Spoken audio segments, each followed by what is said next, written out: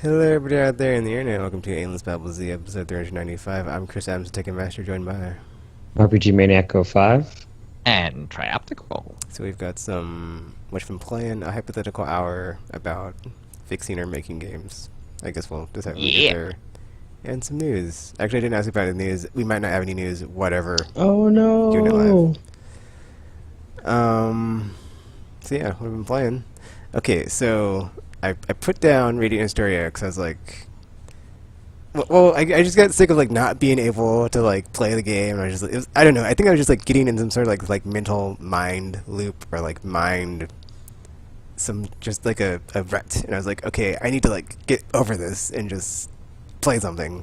So also last week, there's a new album that came out from this group I really like, and I was like, okay, I'm just gonna like listen to this over and over and over. So I don't really be playing anything anyway. But if I'm playing it, I'm probably paying attention as much as I would. So I was like, I'm just gonna play whatever's on my Vita, since I can just because I thought I had Tetris on it, and then apparently I went to the store and I hadn't bought it. Because I could have sworn I talked about playing Tetris on my Vita, but I guess I was talking about playing on my PS4, so whatever. I didn't want to pay $15 for it again. I was like, $15 for Tetris after that crap. So I was playing Resogun, and yeah, I played some Resogun. But I already played it, so it's not really anything to talk about there. But then when I did load it up, it was the Vita with all the Final Fantasies, and then it made me remember my vision quest of beating all the Final Fantasies I haven't beat yet. And then I was like, okay, I gotta. This would be a good opportunity, since Radiant Story was taunting me of like, haha, Tekken, you keep trying to play me, but you're not playing me, and then you're all, yeah, so let's see if you can actually play a game. Here's a bunch of Final Fantasies, and yeah, have fun with that. So Did you have fun with that? I mean, I haven't played any of them yet, so I was like, okay, well, I'll come back to this Thursday when I have a full week ahead of me, and we shall see. Final Fantasy, and I was like, well, which one should I start with? I was like, 1 or 5, so 1's really old, and I was like, yeah, so I guess I'll try to go back to 5, and I kept getting killed on that one part that one time, so 5 it is. I'll try again. So whatever. Besides that, so yeah, Monster Hunter World. I've got my whole thing going on. So okay. I was trying to remember what it was. So basically, since I had like a lot of like weird scheduling things happening because it's gotta work came out. I haven't been able to play it, and I was like, there's all these things happening in Monster Hunter, and I was like, oh, I gotta get this done. And then I started playing Gran Turismo again. I was like, man, I'm making good progress. I don't want to stop playing. And then Destiny expansion's coming out. And I was like, man, I gotta play that. And I was like, so yeah, I was like trying to get all this stuff done in Monster Hunter, but like it kept having stuff in it, like the Cool Vitaroff thing, the Devil May Cry thing, the Sakura thing that came out. And I was like, okay, well, I gotta get all this stuff done. So I just like rushed through, get all that stuff done. Whew, man, did it. So it's like I got all that stuff done, and then I came up with my I'm calling it the 5 swords. The 5 swords something. I'll figure out the third name of I don't want to call it a plan or like initiative. I don't know. Whatever it is, it's a 5 sword thing. That's the 5 sword thing. So basically, all the swords at the end of the tree on all the sword trees, and they have the awesome sword, and then you get 5 of them because you can augment them to all of them or get all the augmentation variations. I mean, I don't need them, but it's my brain is like, oh, you never know, you'll need them in which situations. Oh, yeah. So I was like, okay, fine. Weird brain I have. And then, so that's the thing. Your brain is weird. So I have right now I have 3 of the Nergigante swords. I just need some, but I used up a bunch of the Xeno'jiiva material, which I thought I had a lot of, but once you make a bunch of those swords, it's like, oh, I got them in anymore. So I need some horns for that. And then the one under that was, or not the one under that, but the one above that was the stone, I believe, tree, which is all the way across on the top. I made 5 of those. I just gotta augment those all. But I'm gonna start with the Xeno'jiiva start with the Nergigante because you need the heroic stream stones, which are the most rarest ones. I only have 1. That's the one that took me forever. So part of my brain is should I do that one first or should I not do that one first? Because if I don't do it first, it's well, I'll come back to it, but I won't come back to it. And if I do it first, it's I need a bunch of tempered monsters, specifically Auto Dragons, and then the drop rate is not that great, because I've only had 1 out of a bunch of the tempered Valhazogs I've killed. So I'm well, on the one hand, I've just made myself my own Monster Hunter Gold plan thingy. On the other hand, this is going to take a long time, but I have nothing else to do in this game, so He does not. challenge accepted, and then just do that until there's like new events and stuff, and then do those, and like yeah, it's nice. It's a nice imaginary loop I made up for myself. It's great.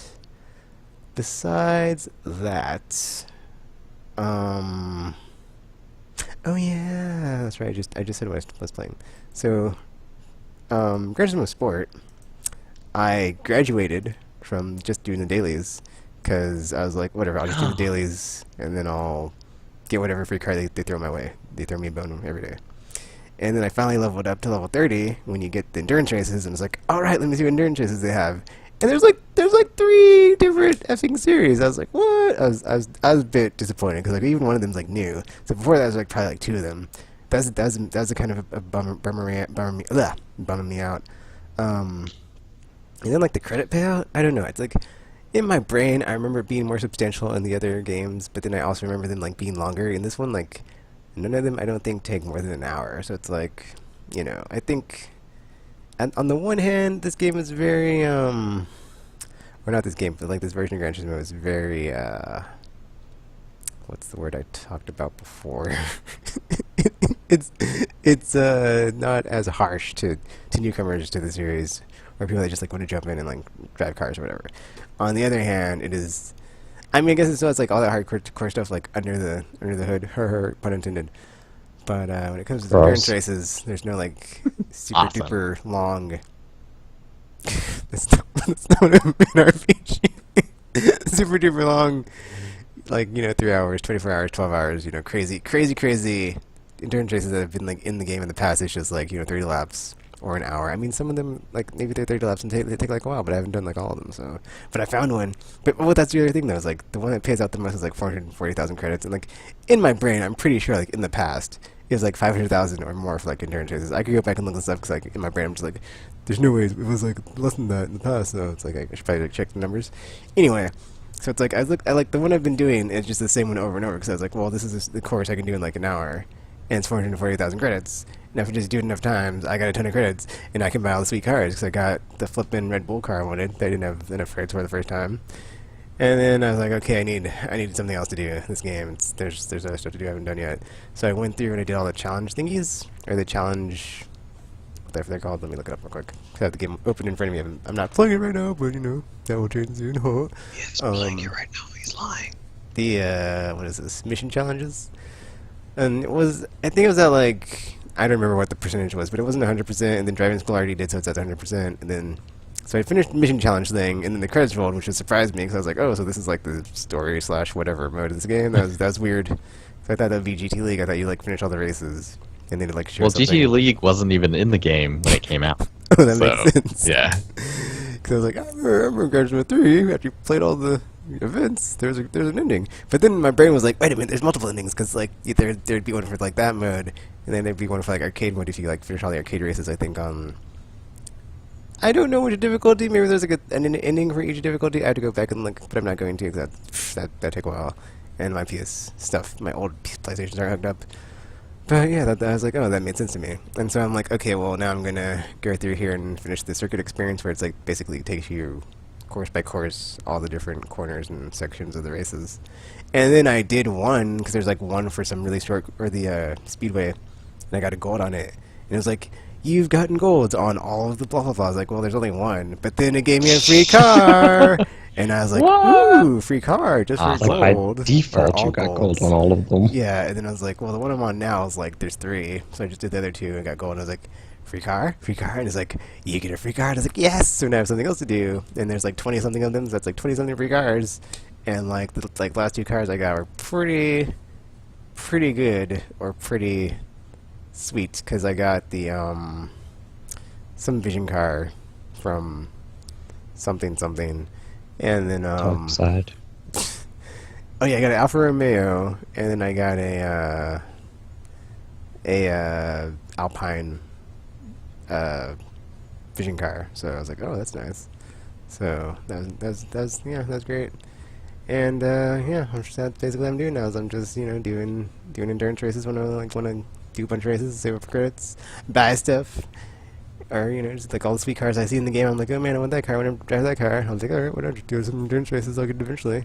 And then circuit experience. And then once I get 100% on circuit experience, I'll just try to get golds on as many of the GT Leagues thingies as I can. And then after I have done that and exhausted all the fun in the game, I will go into sport mode. Because man, sport mode can go F itself in all the flippin'. Oh my. It's kind of depressing. It's like, I mean, I never win. I mean, I know it's possible. I've seen people tweet stuff out of like, oh man, I got third place, or oh man, look at me. But I have yet to have that on air, so. People are amazing at Gran Turismo. Also that. It's like or just like humans are way cheaters. better than AI. Very distinct possibility. It's also like if you don't get the pole position, it's like, yeah, have fun trying to catch the first in first place, because that's not in real life when you're trying to do that. That's not how that works when you're playing against AI. It's like, oh man, this is a challenge. I can get to the first place from the back. It's like, against humans. Nope, unless they just like mess up, which they don't if they play the game It's all either the like time and they're really pole good. position is best or being last is best, because all the other, like if you're in the middle of the pack, it's like the worst place to be. People are all over you, and then you get rammed, and it's not a fun time. It never is.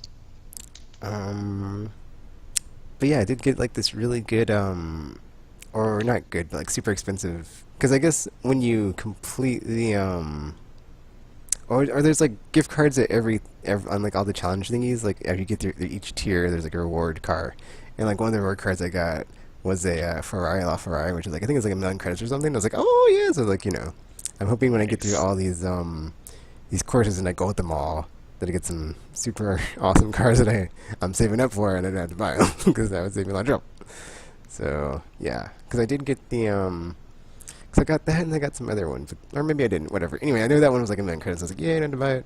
And then after I got the Red Bull car, I was like, man, this kind of hurts because it's 3,000,000 credits, but I know I'll earn them back since I'm doing endurance races now. So slowly but surely, I will get back up because there's like at least 2 cars I think. There's like this really old Ferrari that's like 20 million, and there's like this old. It's weird because they're both old. It's like some other like Ford Chevy or something that's like 20 million or 10 million. I think it's the Ford GT that's like super old. It's like 2,000,000 credits or something. It's like from the 70s. I was like, what? Whatever. So like 2 really old cars that are like super expensive. I'm just like, whatever, dude. Just I'll get there when I get there, but they're not on my get list because I'm like, these cars are old. I have no interest in like driving these things. So whatever. But yeah, just finally gotten to the part in GT Sport and just be moving right along and having fun and just playing the. I mean, sure, there's like not that many endurance races. If there were, that'd be nice because there's only the one I'm doing now is like the GR3 or like the Grade 3 cars, which are like the super awesome up faster versions of normal cars, and then there's like a Porsche one and there's a prototype one. So there's like there's only 3 different ones. I was like, whatever, dudes. And it's funny too, because like the car I'm using is a car I think I won as a gift car from one of my daily workout cars. It's like a Dodge Viper that's super spicked up, and it's like pretty awesome. Well, I was just looking at the stats on the cars because it has like stats when you like go to look at them, and it's like really high acceleration and top speed, and then I like compared it to all the different cars in the class that they have, and I was like, oh, well, it's like got the best of these, and they all have kind of like the same braking, cornering, blah blah blah blah, and stability, and I was like, oh well. Guess I'll go with this one, see how good it is, and yeah, pretty good so far. So yeah, that was nice. Besides that, and my path back to Gran Turismo, I'm playing it all the time again. The only other thing I played was it's not in the folder. Har har har. That is funny because I must have. It's that game I like to hate all the time because it's done things to me. So. Oh my. Where did it touch you? It touched me all over, PG. Everywhere. Oh my. So many hands. Destiny 2. Oh dear.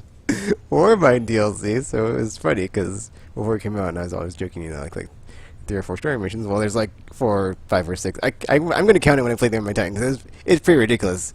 That is actually the case. It's like there's a few story missions, and then that's it, and it's the grind up to the power level end game. Ugh, that was, man.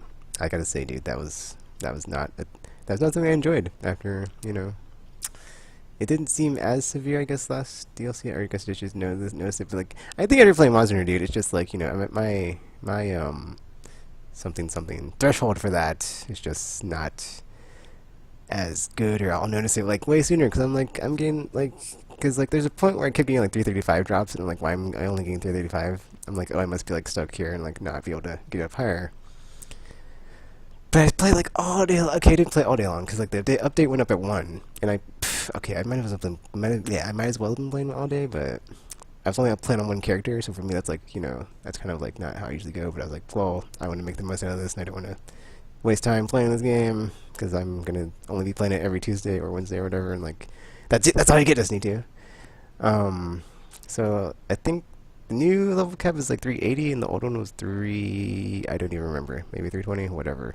And I got to 352 before I went to bed at like 5 in the morning or something stupid. And I was like, I can't play all day playing this game. So yeah, Oh my. and I think I'm just gonna take it easy on the Warlock and just not take it easy, but I will just okay, I won't take it easy, but whatever. Like I guess we'll see how long it takes to get back up to 3D, and then just back in that loop of do the weekly thing to get your stuff up, but you're not gonna be up all the way until like a couple weeks or a month. So I don't even care at this point because it doesn't matter because if we all play this new too, and the power doesn't matter, but then power does matter now, so they kind of messed that up. I mean, at least in PvE, because go to do heroic strike and see how long that takes and how much torture it is when you're like 5 levels from like the 350 required power level, and you're like 345, and you're like, oh, it's not gonna be that bad. It's not gonna be that bad. And then you go into strike and it takes like 30 minutes, and you're like, that was torture. That was torture. That was torture. That was why did I do that to myself? Or it takes more than that because like it had Solar Burn, and then like the Destiny 2's version of Angry, which is like pretty much the same thing. And like just because Angry sucks, it's like even I'll just say it's worse. And then what it had increased melee damage, so it's like not light switch, but whatever, dude. I mean, it's like toned down light switch, but it might as well be light switch. So it's like you had that, and you had Solar Burn, and it was like the do not play the failsafe, whatever that one is, that strike. That was terrible. Like I was on that like for like an hour because like the boss has like a scorch cannon, and then a bunch of the ads have scorch cannons, and they like have spears, and they rush you, and they try to melee you, and it's just torture. It's just torture. And then like unless you're looking at your randoms that you've been matched with your hopefully not poison blueberries, and you're seeing their power levels, like see can they withhold, or can they put up a fight in this fight, or are they just fodder to get smacked around and die into it. But it was just bad. It was just bad. I was just like, why did I do that to myself? But I did it. I got through, and yeah, strikes are terrible again. Thanks, Destiny. And So what did it cost you, Tekken? it cost me the respect I had of like, oh well, strikes aren't as bad as they used to be, and then like slowly this game is like morphing into Destiny 1, and like, hey, all the things that you guys had complained about, blah blah blah, or whatever about, well, we Destiny 2 was like, we need something to fix this, so we've done and done all these things. Yeah, it's whatever. It's past the point of return. I honestly don't care because it's the last DLC I've ever playing. I'm not buying the expansion. I don't care if their new mode is air quotes that they're going to show to like E3. Like in my brain, there's nothing it could be unless it's some sort of like mech forming up to like Voltron and like space fights. Like unless it's like it is like over 9,000 on that scale. It's like, get that out of here, Bungie. Like I'm done with you. I'm never playing this garbage again after your expansion comes out and I don't buy it. And all my friends are there and I want to play with them, but I will have to like. No, I mean that is like the one thing I will miss is like playing with all my friends. But then it's like I'll just go play single player games or something and be like, man, Liara, let me tell you about the adventures I've had. What a time. I've missed you. And like, or just play some Witcher 2, Witcher 3 finally, or any other the tens of 20s of 30s of JRPGs and RPGs I've had that I just haven't got around to playing, or just haven't played because I've been wasting my life away in Destiny 2. So it'll be nice to be free. And that's all I've been playing.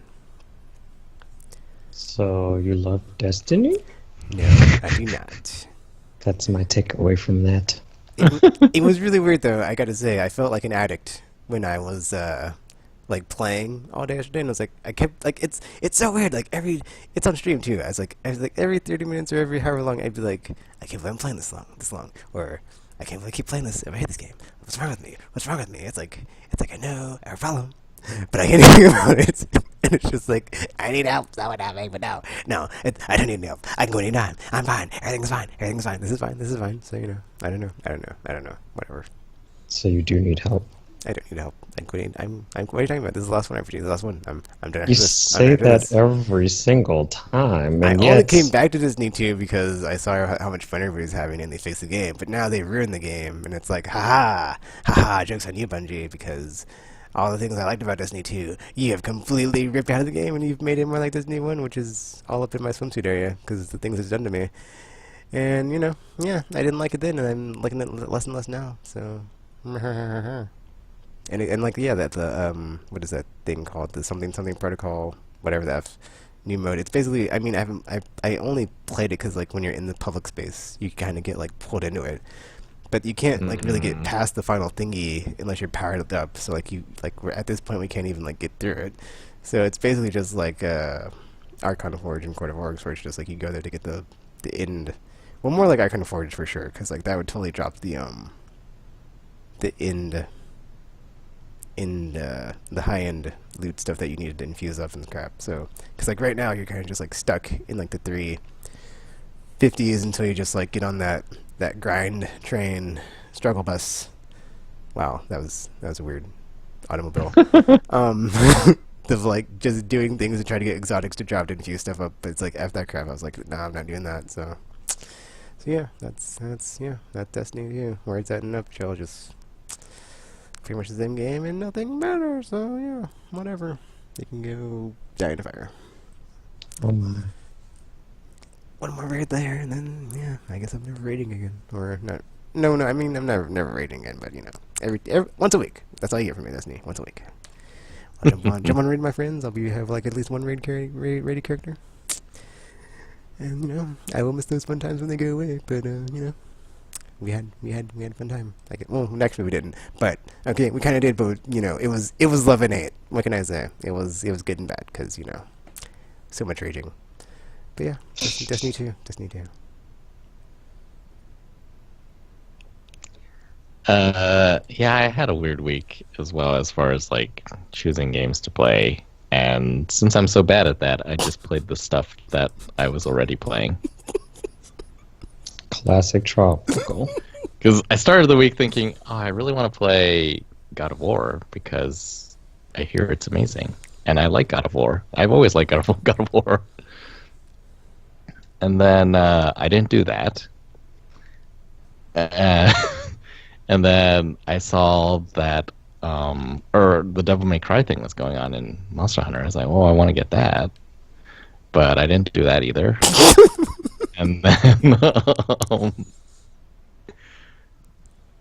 yeah, the Destiny expansion. I was like, well, I have it, so I might as well.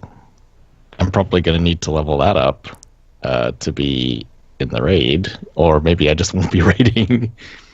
But yeah, it's sounding like it's probably going to be the second one because I didn't do that either. Oh. Interesting. So what did I do? What well, did you in fact I decided, Gran Turismo, I was like, I'm trying to play it every day, so I kept doing that. But I made the mistake of trying to play it on another system. Oh no. Which was like really stupid. Like the first time, so I had been playing on my regular PS4, and then one day I was like, oh, I want to see the HDR thing on my HDR TV, so I'm gonna go play on my Pro. And I did that, and when I booted up the game, it said, hey, there's a save file online that you could. Do you want to load this up? And I was like, yeah, okay. Sure.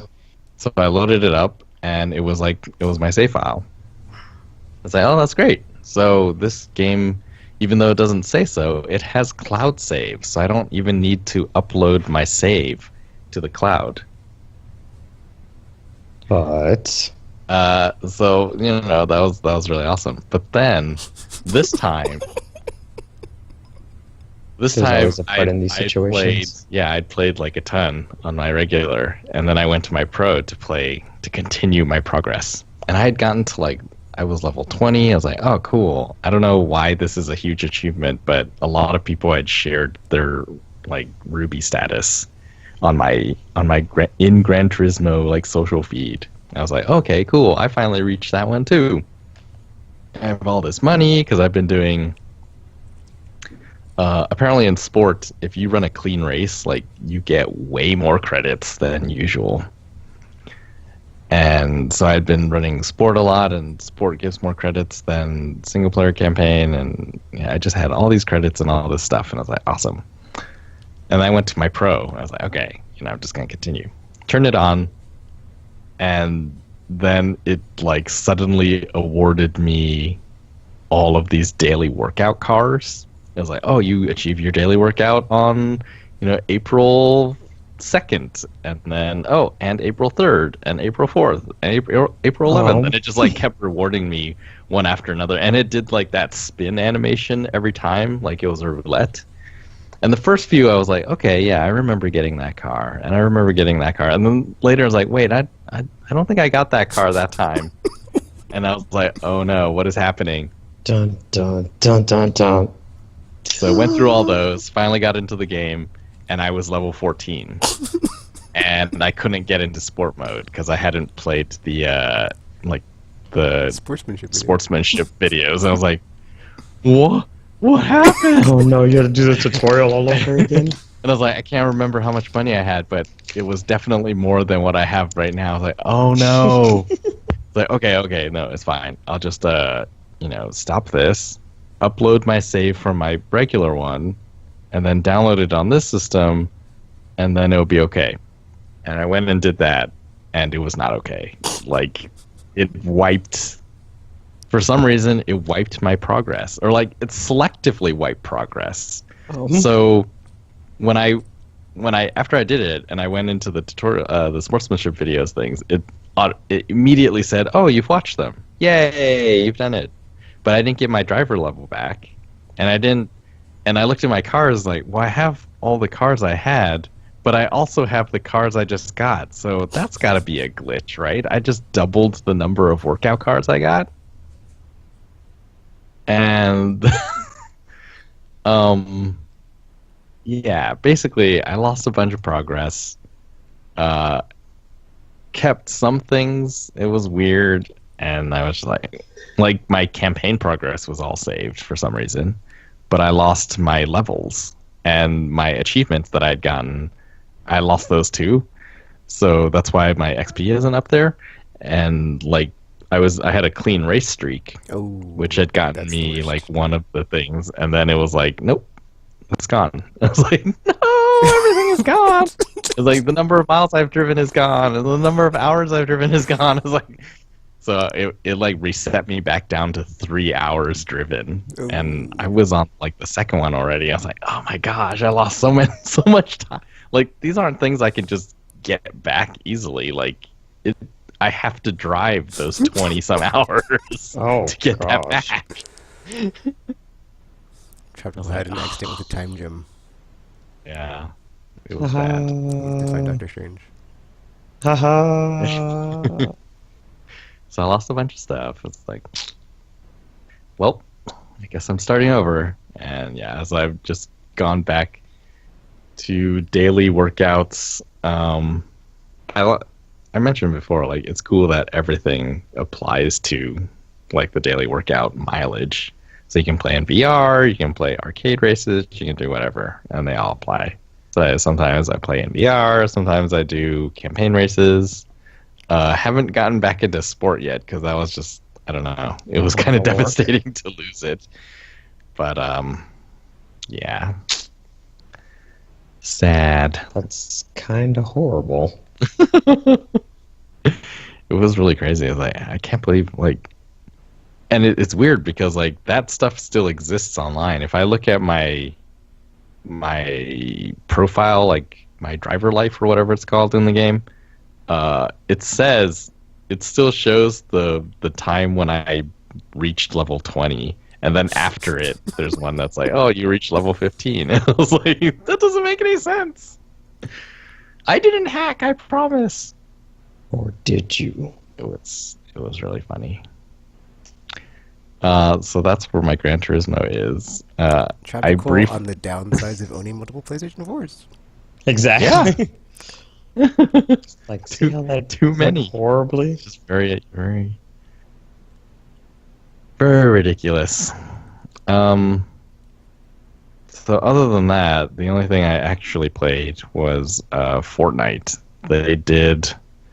There was a surprise announcement in Entertainment Weekly that they were going to put Thanos in Battle Royale.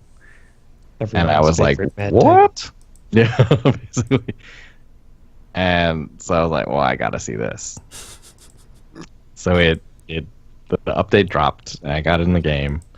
And apparently what happens is, so there's only the first circle just appears at the very beginning of the match. So you know where it is. And then the Infinity Gauntlet falls out of the sky in the circle. Just like And whoever gets it first becomes Thanos. And you have like a super powerful punch. So in Fortnite Battle Royale, you have 100 health. That is just like set. And you can augment it a little bit with shields. And so you can get 100 shields. So you can have 200 health at most. It's like Doom. And Thanos, he can punch you. He can shoot sort of a laser beam at you. And he can jump super high and then do like a ground pound. And like his regular punch does 80 damage. So if he punches you twice, you die. And and his laser can basically like in the beginning it was like 15 health per damage tick. So if he just like holds the laser on you, like very quickly you die quickly. Yeah. And then like buildings all have health, but I guess they don't matter. So when you're a regular player and you're like using your harvest tool, it takes a little bit to kill like walls and buildings and stuff. It's like several hits. And Thanos can just like crunch through buildings. He just flies into the air and does the ground pound and the building is gone. So you have basically nothing to protect you. Yeah, Thanos is yeah, it's really fun. And in the beginning, so they actually nerfed Thanos already, because in the beginning, he had 300 shield and 700 health. Oh. And they changed it to 200 shield and 800 health, which is the same number, but it drastically changes how Thanos works, because every time Thanos kills someone, he regenerates his shield to full. And so it was like 300 was just too much to take down quickly before he could kill you. Yeah, that sounds about right. And so the few games I played when it was like that, basically only one or two people got to play as Thanos, because he would just be going around and just destroying everybody. It's like, hey, I see you trying to kill me, but let me just punch you real quick. Yeah. Because the guns, like even the most powerful guns, I think only do 160 damage for a headshot. And so it's like a few of those before you can take down Thanos. So the update, Thanos has been out for a day, I think.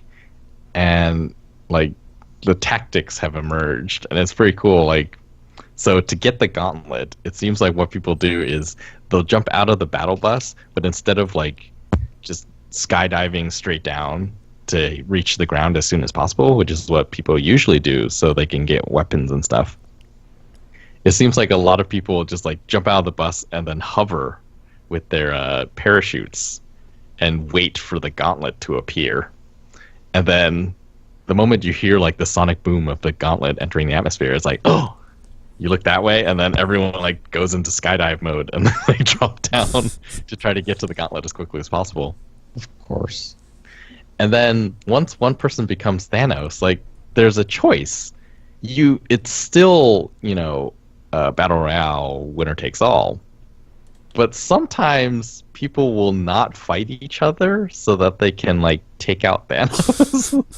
Like I had a game where I was waiting for the gauntlet like everyone, and then I dropped And when I saw that I wouldn't be the one to get there first, I like veered off like everyone else did. And then we all landed, scattered everywhere. Someone became Thanos. And I started running, and I had no weapons at this point. And I was running toward a house, and then a guy came out of the house, and it looked like he had no weapons too. And I was like, oh my gosh, like, what are we going to do? And I just stopped running, and I like, which button is emote? And like, I waved at him, and then he clapped at me, and then we just started running together. That seems right. And we were like hiding behind this hill, like just below the ridge, so that Thanos on the other side couldn't see us. And then like Thanos killed 2 guys, and they dropped a bunch of weapons. And then both of us ran in and like scavenged what we could, and then I guess our alliance was over, and we like scattered so that like there was no like unspoken agreement or anything. It's just like kind of worked out. It's like once we had guns, we ran off in opposite directions so we wouldn't kill each other. Like we did what we had to do, man. It was it was really funny. And then I actually won that game because so the guy that I had informally like declared a truce with got killed pretty soon after that. After he left me, I went and hid, and I turned around, and he was like in a building or something, and then, like Thanos like smashed through it and lasered him to death, and I was like, oh my gosh, that's so sad, but everyone for themselves and all. Just like the movie. Just like the movie. And yeah, so I was just like waiting up with you and go the same direction. Haha, sucker. Avengers, disassemble! Quickly. Yeah, he was like, Thanos was just going around wrecking people like he does, and then I guess I was maybe more dishonorable, I guess, because I would watch like people shooting Thanos. There is no honor in survival. Like, shoot them in the back, and then they would die. And I would get like, ooh, more bullets. And then, yeah. Eventually, it was like me, another guy, and Thanos. And Thanos was sort of low at this point, and I was like, well, it's now or never. Took out my most powerful gun and just like started unloading on him. And he was like, oh, shoot. And he turned around and tried to laser me, and then I was almost dead. But he made the mistake of like standing on the border of where the storm was and got into the storm. And in this mode, like the storm is ridiculously powerful, and it just killed him in an instant. I was like, oh, awesome. So I grabbed the gauntlet and became Thanos. I was like, yeah. I'm walking around. I was like, yeah, I'm Thanos. But I can't find anyone. Like the last guy is like hiding somewhere. In the end, like he didn't even try to fight me. He just came out. He was just like, there's nothing I can do. You have 1,000 health. It's like you're practically invincible at this point. Or no, I tried to laser him, and he just ran into the storm. And I was just like, yay, I win. By default. I think it was the second game I played that I got to beat Thanos for the first time. And really, it was really overpowered. But then he has weaknesses because he can't... Like, you don't get to control how long the beam goes. So when you push the beam attack, it just goes until it stops. And when you're shooting the beam, like, you can't really walk around that much. So if there's like a lot of people around you and they all decide that they're going to kill Thanos rather than each other, then you go down fairly quickly. That happened to me because I was walking around because that's how Thanos moves. But apparently he can run as well in the game. Oh no. That's and then yeah, I like ground pounded, but it was like a tunnel. I thought it was a building. But I fell like farther than I thought, and then they were just all shooting down into the tunnel at me, and I was like, oh no, I gotta run. And I died. Oh no. But yeah. The mode is really fun. You had so much to live for. It's ridiculous, but it's really fun. Other things. So I played a lot of the single player now. Like they're doing the single player is eventually going to be free to play. So it has sort of that structure of then I can play it and be addicted. Go do all these different missions, and they're all kind of the same, but you get stuff from them, so that's what you want. And so, yeah, go do it. And I was like, okay, I'm okay with that. And so that's what I've been doing. And now that I've played a lot of it, actually, so I've come to the realization that I think Battle Royale will do a lot for single-player Fortnite. Single-player Fortnite is actually, PvE Fortnite is actually pretty fun. It's just that there is a lot to take in, and the progression is kind of slow. And without Battle Royale, back in the day, I was like, I could not get into it. I would look at the mountain of tasks that they had me doing, and I was like, oh, this is too much work. I don't want to do this. But now with Battle Royale, and having sort of like the shared premium currency between PvP and PvE, it's like given me a reason to stick around, I guess. And sticking around has made me realize, like, oh, actually, this is actually pretty fun.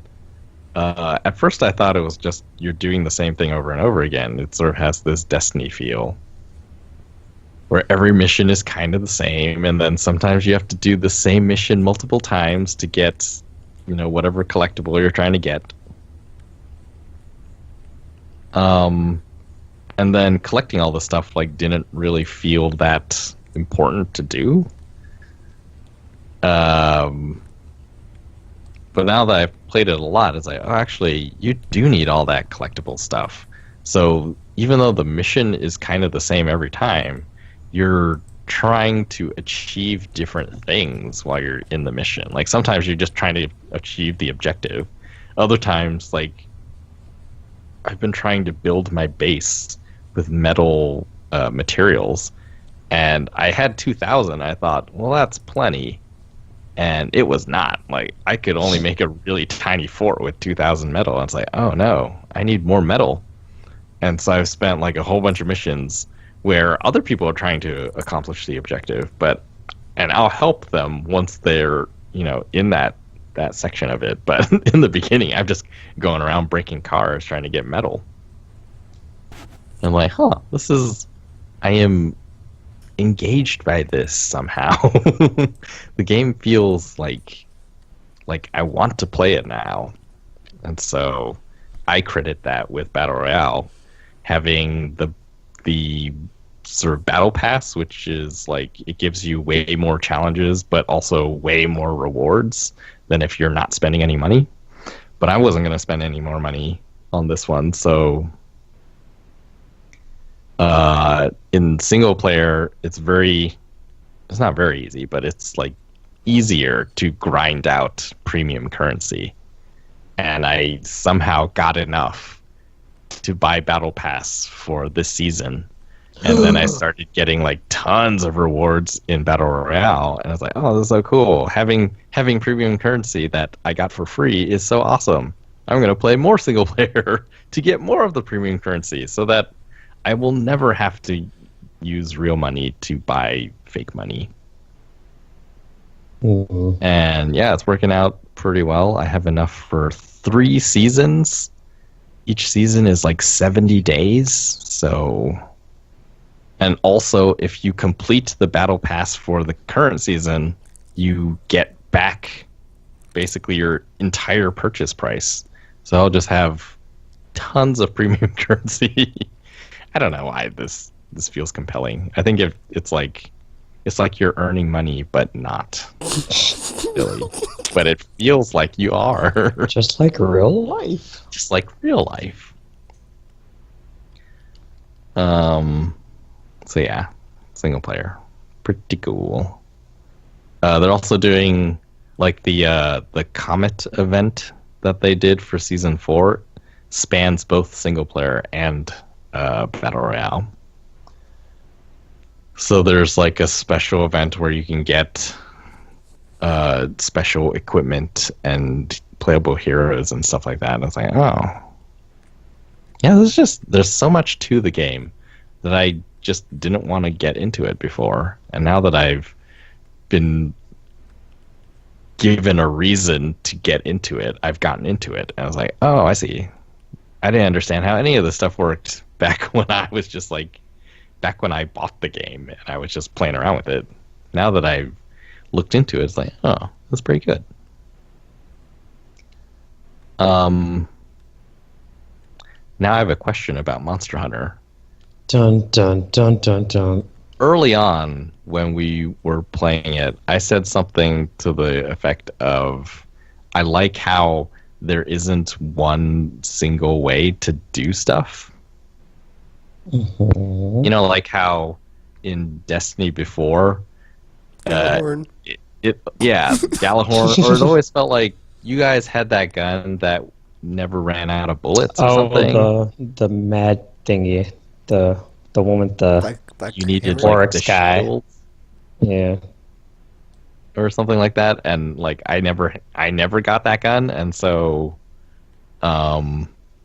it kind of felt like, well, I'm not helping as much as I could be, but I also didn't like that it was like that there was like, I don't subscribe to one weapon to rule them all type things. There used to be a text-based like online RPG, basically a MUD, where I remember being just like dragged through dungeons at blinding speeds, killing these monsters. And I was like, why? It's like, well, because you need this weapon that you can get here, and it's the best weapon. So everyone has it. And it was like a scalpel or something. That's poison scalpel. And I was like, yeah, it just always struck me as like, well, there's like tons of weapons in the game, but someone has figured out that this is the best one, and so basically there's only one weapon in the game because all the other weapons don't mean anything. It's kind of true. Yeah, and so like Monster Hunter, I was like, oh, it's so cool that, you know, if you can kind of play it however you want. But recently I feel like more and more that doesn't seem to be the case. Like there is sort of a way to maximize your effectiveness. And if you're not doing it that way, then you're not maximized. Is that true? Not really. Because we can still play. For example, you feel like it. I think what I want to do is like beef up the Ryu costume to whatever highest amount it can be. And I think that one only has like attack and defense. But you can also use like the augments on it. So, well, that's what I'm saying. Like if I do that, I will never be like as powerful as I could be. But right? You can still kill things. I mean, the idea is that as long as you have equipment, you can fight. Mm-hmm. And as so long it's as you not can so fight, much you can kill. So it's not so much as being like the best you could possibly be. It's can you achieve the goal of killing monsters? Basically, Yes, yes. it's like Zone of the Ender. It's about the skill of the pilot, not about the power runner of that the is piloting. run thingy. What? Power? I don't know. Magic. Okay, cool. Because I mean, Or as long as I will do that. Because I mean, as long as you don't get killed, I mean, you're fine. So I may have to compensate by practicing. Yes, you would just have to be better at not getting murdered, basically. Okay, I guess that's fine then. I will continue. Maybe. I want to continue. Let's say it that way. This is gonna be weird, like in the post-Paragon world, Tropical, just like gaming nomad wandering from game to game. Like, I know. thought I found the one, it wasn't Paragon. It Done. was the one. Pour one out, Or man. it's like, It yeah, I just found the one, tragically and then it got died. taken away from me, and now I must search again for the one. But I don't think there You're is never that gonna one. find it. Wandering nomad. Yeah, pretty much. It's like, I is this the mean, chosen one? Is this the chosen? No, no, no. Moving on. Okay, next one. You have some. No, you're not it. You're not either. Oh, okay. Oh, what's this? MOBA? No, no. MOBA Light? Nope, nope. No, nope. I mean, isn't that basically back to how I was, anyways? He's not wrong. So there's that. I got a shelf of games. Yeah, trying to go, I've but like you have maybe that finished weird, 20% of them. Probably less. characteristic where you never finish the games. That's the thing. So it's like you're like on this endless buffet appetizer tasting experience, but you never finish the meal. You're He just like, doesn't "Let me want to take be this tied plate down back to my one. table and chew a bit. Nom, nom, nom, nom. He doesn't want to be tied to one plate of food. Ooh, that was He nice. likes That was this. nice. He likes to There's sample. still more there, but let me get up and check this next cart. What's this? It's like a mall food court full of free samples. Full of free samples. Unlimited stomach capacity. Well, not really, because you don't have time for everything. So No. Yeah. I really should, because I want to play Detroit too. And that Alright, demo, that is coming out. I So downloaded the demo, but I haven't launched it. So, and yeah, I do want to play it when it comes out. At this point, like, I may not have played God of War until next year. when God of War 2 comes out, It's funny, Chowder, because like I was basically trying to get through all this stuff in Monster Hunter and Destiny so I could play God of War before Detroit Yeah. comes out. I watched in my you guys brain, I'm do like, that, I gotta like- get through it. I need to finish this thing before this one comes out. I was like, oh, deadlines. And that's why I had to make the Man. choice of like, I'm not gonna switch to Mountain or Titan. It's all the Warlock all the time. Ha ha. It's Warlock Day. Sorry, Hunter and Titan. You'll be starring in the weeks to come. Don't worry. I wish. You know, one. Yeah, I had to you're stop all one like, day. oh man, I'll get to it. And then E3 rolls around and you're like, oh man, all these new games. I know. And then it Gonna all mess just me starts up so again. bad. I was at the store and I had a thought. I was like, you know what? Today I'm going to buy a game and then go home and play it. that's just a normal thought tropical for You know, people. yeah, like when I say it, it's like, well, that sounds like a really normal thing. But when I think about myself, it's like, I don't think I've done that in like a long time. I think the last game I actually bought and took home and played immediately was Uncharted 4. When did that come out? Last 2 years ago. Because last year was Horizon. It was the year before Horizon. It was like, I mean, it had to have been before Lost Legacy. Was that the same It was, year it was as? the year before Lost Legacy, because that was the same year as Horizon. Okay, it's not that long, but or was it that 2016? No, yeah, it was that game. So it's been Was it that game? like usually I will buy a game Get it and then be together. like awesome, and then take it home and then like put it on the shelf and then later I'll be like, oh yeah, I bought that game. It's like, all right, that was a thing.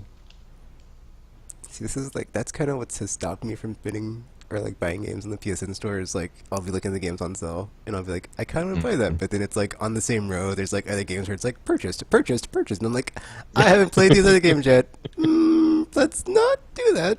Yeah, good idea, Tekken. Keep scrolling. What else is on sale last week? Unless it's like, Yeah, oh, it's under $2. Whoa. digital helps me that way. Because digital, I can see exactly as like next to it, like, oh, yeah, okay, I want it already, and it'll be like, oh, I want to buy this one. It's like, oh, I bought it already. It's like purchased. purchased. It's like, oh. When I'm in a physical store, it's like I don't have that. I bought so many games by accident that I had to go return. Oh no. I eventually made like a spreadsheet of like all my games, and so like I've worked in stores, and when you see people on their phone, you think, oh, they're like they're looking for cheaper ones on Amazon. But so when I'm like in the store and I'm just like looking at my list of games, like, do I have this one yet? I just feel like they're judging me. They're always gonna like use our store and then go buy it on Amazon. It's like, no, I'm not doing that. I just don't know what I have. Like, I need to do this. It's pretty weird. But yeah, that day I did buy a game, but I did not take it home. So after all So of I that, failed. you still didn't do exactly what you were trying to do. Oh wait, I bought Monster Hunter and played it. So yeah, recently. That's good. Yay! One game that came One out 4 game months this ago. year. Yay! One game this year. Good job, Tropical. No one's judging you except everyone. Is that true? Was Monster Hunter? Yeah, Monster Hunter. I think was the first big game I bought this year. I should point out it came out in January, so Okay, then it definitely was. And I did play that day. Yep, I did. Cool. I am not as bad as I thought. Still bad, you are. but not as bad as I thought.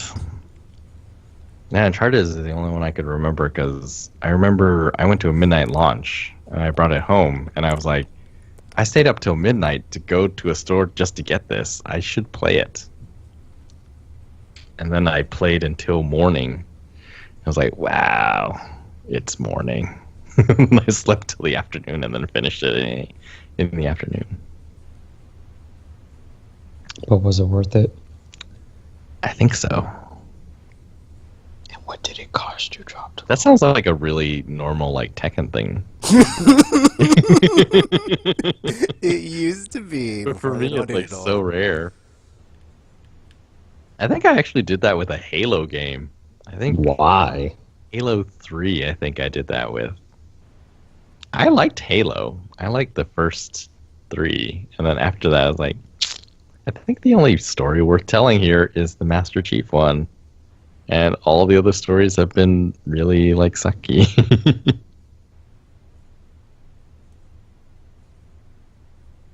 Hmm. Well, that is sad because there's like 20 Halo games. I liked. Ooh, I just thought of Just a good the- middle segment when RPG said that. It's like, I don't think there's any. Or like, okay, this is a hypothetical weekly segment. We might revisit it later, but it's on recording, so we'll have it, evidence. But like, do you think any gaming franchise has been handled as good as the MCU? Or better? Hmm. Well- Since, we talked about all the legendary few that are remaining that are, not dead. And even then, some of those have changed a lot since their inception, so. Or had the Sonic treatment and gone downhill. But hey, it came back, Sonic Generations. There's always hope. No comment on that one.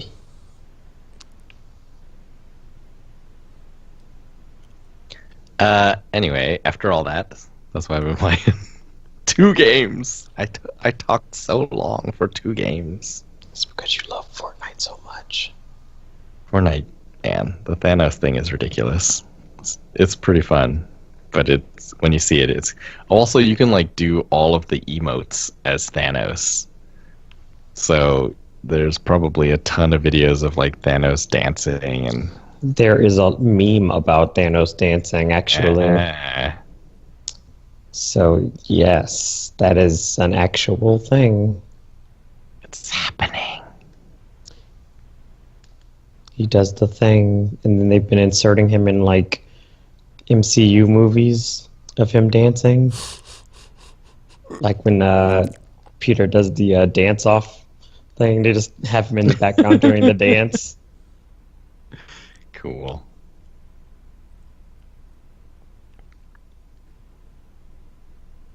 So yeah, that's an actual thing. RPG we've been playing. Well, just God of War, really, which I'm actually playing right now. Boy! And, oh no, I'm getting murdered.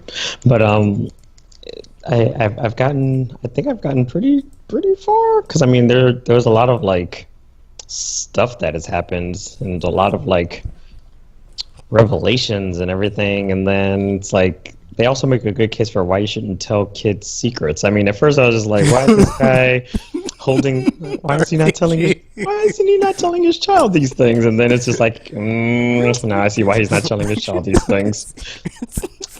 Well, no, because initially I was like, I was all against it because I was like, you should really tell your kid about your life because dangerous and everything. But then stuff happened, and it's like, yeah, you should probably just keep these kind of things a secret from your kid because, yeah, the stuff hit the fan. So, but yeah, That seems like something that would happen in a Telltale game. So and so is silently judging you for what you just told them, and they will always remember that. Always. Oh no, it's a touch worse than that. It's a touch worse than that. Oh my. So yes, all kinds of things. But yes, you should always keep secrets from your children. You should. Lesson learned. But yeah, so I've been enjoying it so far. I can't really say much without spoiling stuff, so I've enjoyed it. That is about all I can say without spoiling anything. So enjoy. But like I was telling Tropical, there's like quite a few different elements to the game. So it's like there's kind of stuff in there for everybody. So I mean, for people who play RPGs and stuff, like there's a lot of like stat-based stuff going on because you have to, because like he has 3 different armor slots for himself. So and you can like upgrade the armor and it changes his stats and everything, and that kind of stuff governs like your damage output in certain abilities and stuff. So there's like a lot of RPG elements for it. And then obviously it's an action game and nice and brutal for people who like action games. So there's that as well. There's some riding in a boat for people who like driving. And, stuff like that. So, a little something for everybody. A little something for everybody. But, yeah. I've been enjoying it so far. Like I said before, it's like I'm like a pretty big fan of like mythology and stuff. So the whole Norse thing is pretty fun, especially once you come across like different deities and creatures and stuff from the various mythoses. So yeah, it's a fun game. I've been enjoying it. So, but it's the only thing I've been playing though. So there's also that.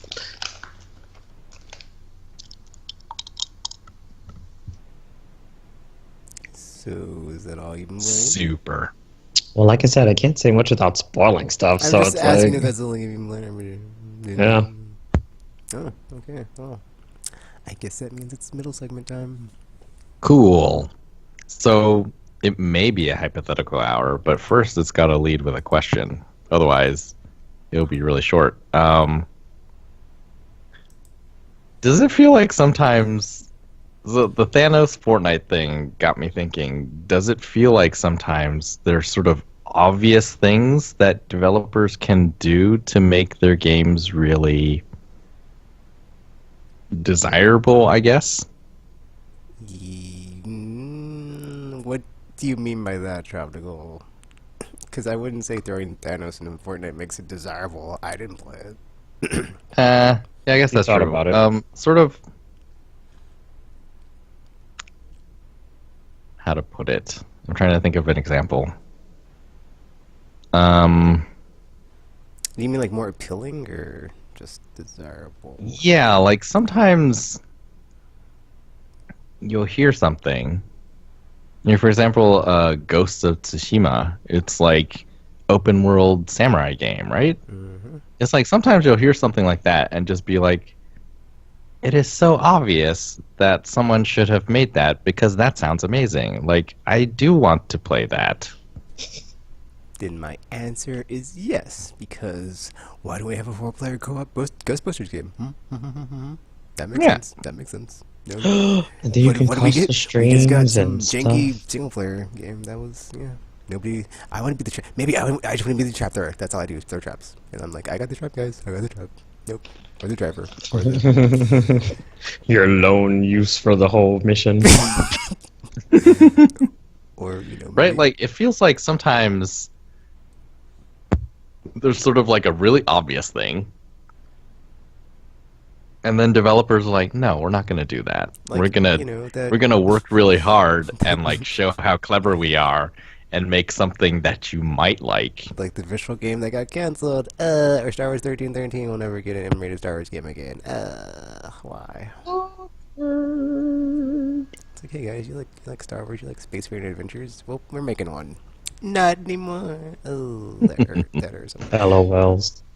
Well, okay, so to sort of connect it to the hypothetical, do you think that there are existing games that are like sort of middling, but there are sort of obvious things that they could do to make them not middling and be like, oh, you know, lure more people to play them? Ooh, man.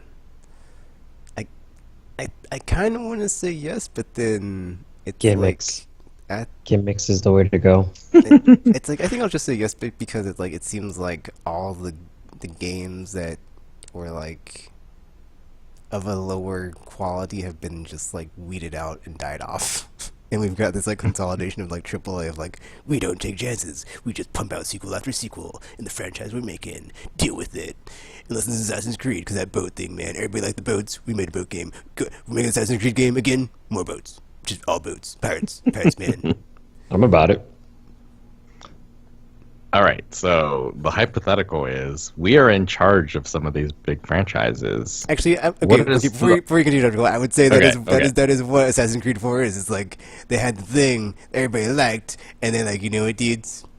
They just made a whole game. Let's just with it. make a whole game with the ship. Pirate Assassin's Creed. They're like, let's do it. And they did it. And it was a success, and everybody loved it. Yeah, And it's everybody's it was favorite. like a really obvious thing. And it feels weird. Like, I feel like the designers inside were kind of like, this feels cheap. Like, we're just taking the thing that everybody loves and we're making a game out of it. Right? Like, it You're feels like right. developers would be 'Cause I like thought that. of It's an like, no, example. we I want thought to of be an clever. example. We're not gonna just do the thing that everyone wants us to do. But they did. But they did. And it worked. Why don't people do that? Because reasons? Tegan, what was your example? Oh, like the mission in Call of Duty, I think it's Black Ops, where you're in the plane, the like SR-71 Blackbird or whatever, and then like you have the troops on the ground, and then it's like you go down into like you have like the top-down view, but then you go down to like ground level, I and know. like you're What clearing happened? rooms. Did we lose Oh, it? did he get dropped? Can you Oh, guys there hear we me? go. Yep. Oh, I was saying it's like the level where you're in the plane, the spy plane, and then like Call of Duty Black Ops, and then like you basically go from like over like top down RTS view, like units on the field, into units on the field, like breaching rooms and clearing them, and it's just like really cool what they did. Mm. Just like, oh man, that's cool. You go from like sky level to ground level to shooting dudes in space level. It's like, oh man, that's awesome. I think there was a game made like that, but I can never remember the name because it was like a budget studio or something. I never got to play it. Mm. But it was so cool at the time. And then, you know, Call of Duty, it's like, we're not going to do just, you know, that. We're going to do all the things. Because I think that's at the point where there's just throwing like so many things in their games of like, oh man, like that one level where you do that one thing, or it's like they're all varied. I guess that's the thing, is like, it's kind of like the sacrifice of like variety versus just a one note, or one whatever thingy. I mean, yeah, I sort of agree. Like, there's probably a balance, you know. like sometimes you can just do the obvious thing, and then maybe sometimes it's like, well, if we do the obvious thing too much, Yeah. then people will just be like, hey, they're just doing the obvious thing. Like, cause like, They're not as good as they're not as good as we thought they were. cause like in Nier, I really like the 2D fighting or like the 2D shooter stuff, and I was like, why isn't there more of Mhm. this? But it's like, there's more of it. It's like they might as well just make a 2D shooter, take it. It's like, okay, I guess. So yes, the hypothetical is we if you're in charge of these like big decisions on like massive franchises or whatever, like what are the obvious things that we should be doing that in reality haven't been done? So for example, like Destiny, what is the thing that they should have done for what should have Destiny 2 what I'm getting all tongue-tied for some reason. What should Destiny 2 have done? What was the obvious path from Space Destiny 1 to battles. Destiny Oh, you 2? mean the path or the stuff that's not in it that should be in it? Space battles. Look, the obvious path. Like, it feels like Destiny 2 did not take the obvious path. They took a really arduous, like, sidestep. And then it feels like, a lot of people are saying, like, Destiny 2 is not where Destiny 1 was. It's moving towards where Destiny 1 was. Yeah, it's so weird, dude. It's like where they were at the Age of Triumph is where it should have kept going. It's like there haven't been any DLCs with books in them or like stuff to do or like books with stuff to do to like get the thingies and like sweet shirts. And then, that was like a whole thing in like Destiny 1 Age of Triumph, like, or just like towards the end of Destiny 1, it was just like, you get a book, there's a bunch of like weird stuff in it that's like, oh, do this thing. It's like add challenge on top of like the mastery of the weekly ritual stuff that you do. And like there's none of that, there's none of the ornamentation stuff that they added later on. It's like all it just dropped, it's just like I was just like seeing a continuation of like these are the systems and the stuff that we have in place in Destiny 1, and going into Destiny 2 it's just gonna be that more the same but different locations. Yeah. But it wasn't, so I feel like if they had just done Destiny 1 but bigger and like better graphics, people would have been like, yeah, this is amazing. Destiny 2, yeah. Yeah, because like the thing that killed them, in my opinion, was when we got to the end game, they fell into the trap of like, well, since all the loot is exactly the same, I have no reason to keep playing for loot. So, peace out. I'm gonna go play Fortnite or PUBG or whatever the kids are playing these days. Because back in the day, it used to be Minecraft or GTA 5, and now it's like everybody's moved on. Everybody's moved on. It's crazy. It's a crazy world.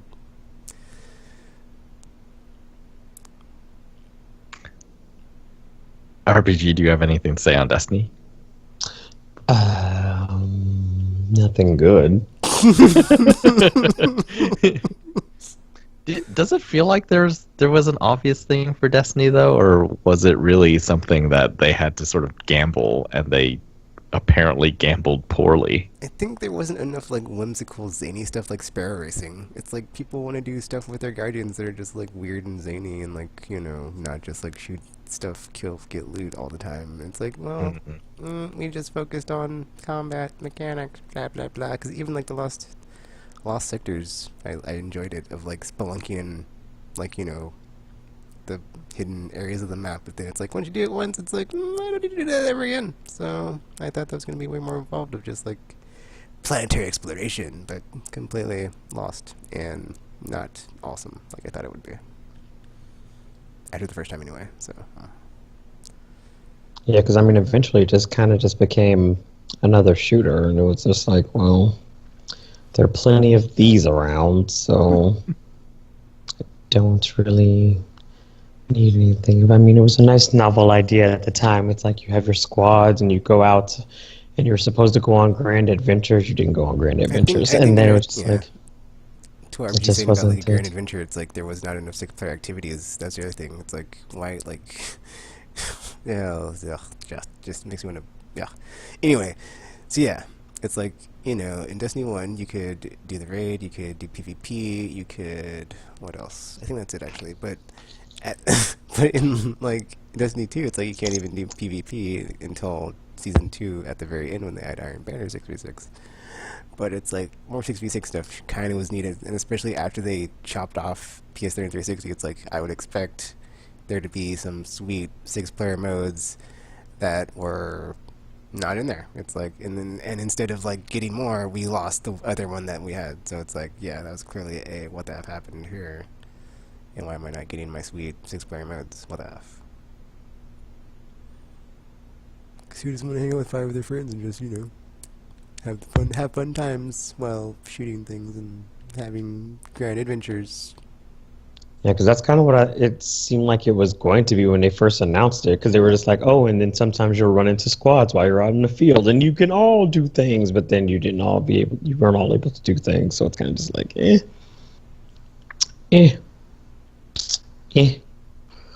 it ended up being a lot more limited than one would have expected. Because they really kind of made it sound more, I mean, I guess maybe they were more ambitious than they were actually capable of producing. I don't know if it was just maybe the technology, or maybe they were up against a deadline that they had to hurry up and just get things out. So they were just like, well, we have to make it as good as it is, and then just hope that people don't completely hate it. And then they ended up with what they had. So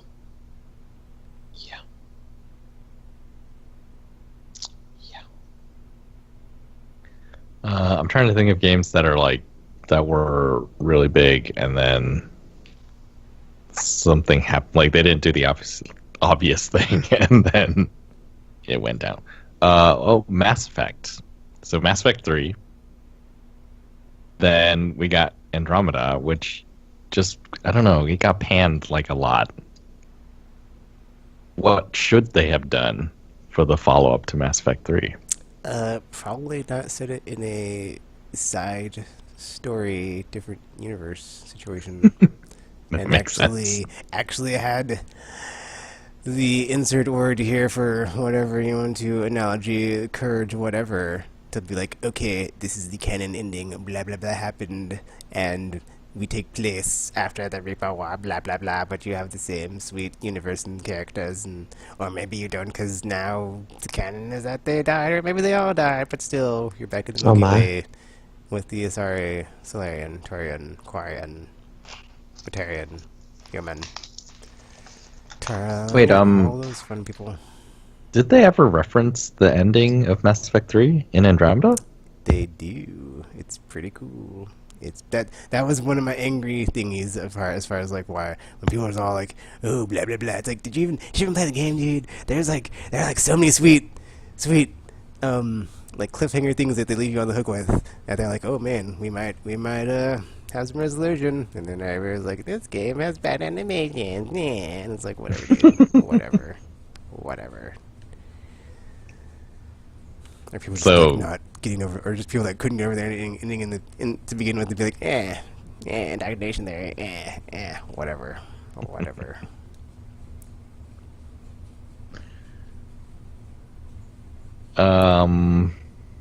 I guess Call of Duty has sort of fallen.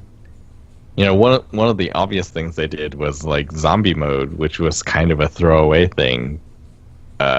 People really liked it, and now they're, the next game apparently has no single player campaign because they want to work on zombie mode. Gross. But yeah, at some point, I guess like Call of Duty is not as big now as it was. What happened? Like, what was the thing that they should have done? I have no idea, dude. Because I've been off Call of Duty for like 10 years or something. So you're asking the wrong dude about that one. I'm trying to figure out. Maybe make a compelling campaign. So you think you think the single player? Because once you have like so many zombie games, you don't have to keep getting new ones if they're all going to be the same, basically. So it's like, well, I already have one that has zombies in it, so why am I going to bother with getting this new one that they're making if it just going to basically be something I already have? So Now that I'm thinking about it, maybe Call of Duty is one of the examples of the company that did the obvious thing, but too much. And that's why we fell off of it. Because really, like, Modern Warfare was that multiplayer, right? That was the thing that Yeah. made it what it became. And then they were like, okay, we'll just have that in every game. And Modern Warfare 4 came out, or Modern Warfare came out. I have no idea. It was a long time ago. And they just kept doing the same thing basically over and over again. because I remember when it did first, or was it Modern Warfare the one that sold like the gajillions of copies or something? And everybody was all like, I don't know, but that was the one when like Halo was the thing that everyone was playing on live, and then Modern Warfare came along, and at some point, that was the thing that everyone was playing on live. because I just remember that one of them had sold like so many copies or whatever, and then it was just like they were like, oh, it's breaking records and all this other stuff, and so then they're just like, we need to do this again It because was that one actually. I think it Was was it? like a later one. oh, I think Modern Warfare was the first one, but it wasn't like that was a totally different time. I didn't even get that at launch. Like it took me a long time to get that game because I was just like, I don't know, it's Call of Duty, and when I finally got it, it's like, oh, this is really cool.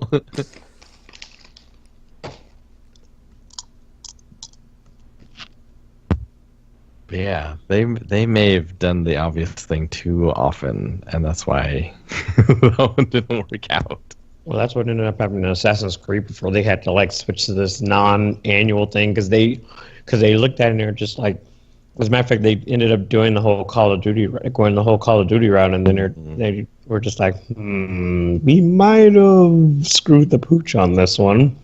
Because That's a then, good point, because like you could make an example of that for like single player games that like ended up shoehorning multiplayer into them. Because Call of Duty, or I'm sorry, Assassin's Creed like never really had a bunch of multiplayer, but then like at some point they're like, you know what this game needs? multiplayer. And they big physiqued it, and it was their big focus of like,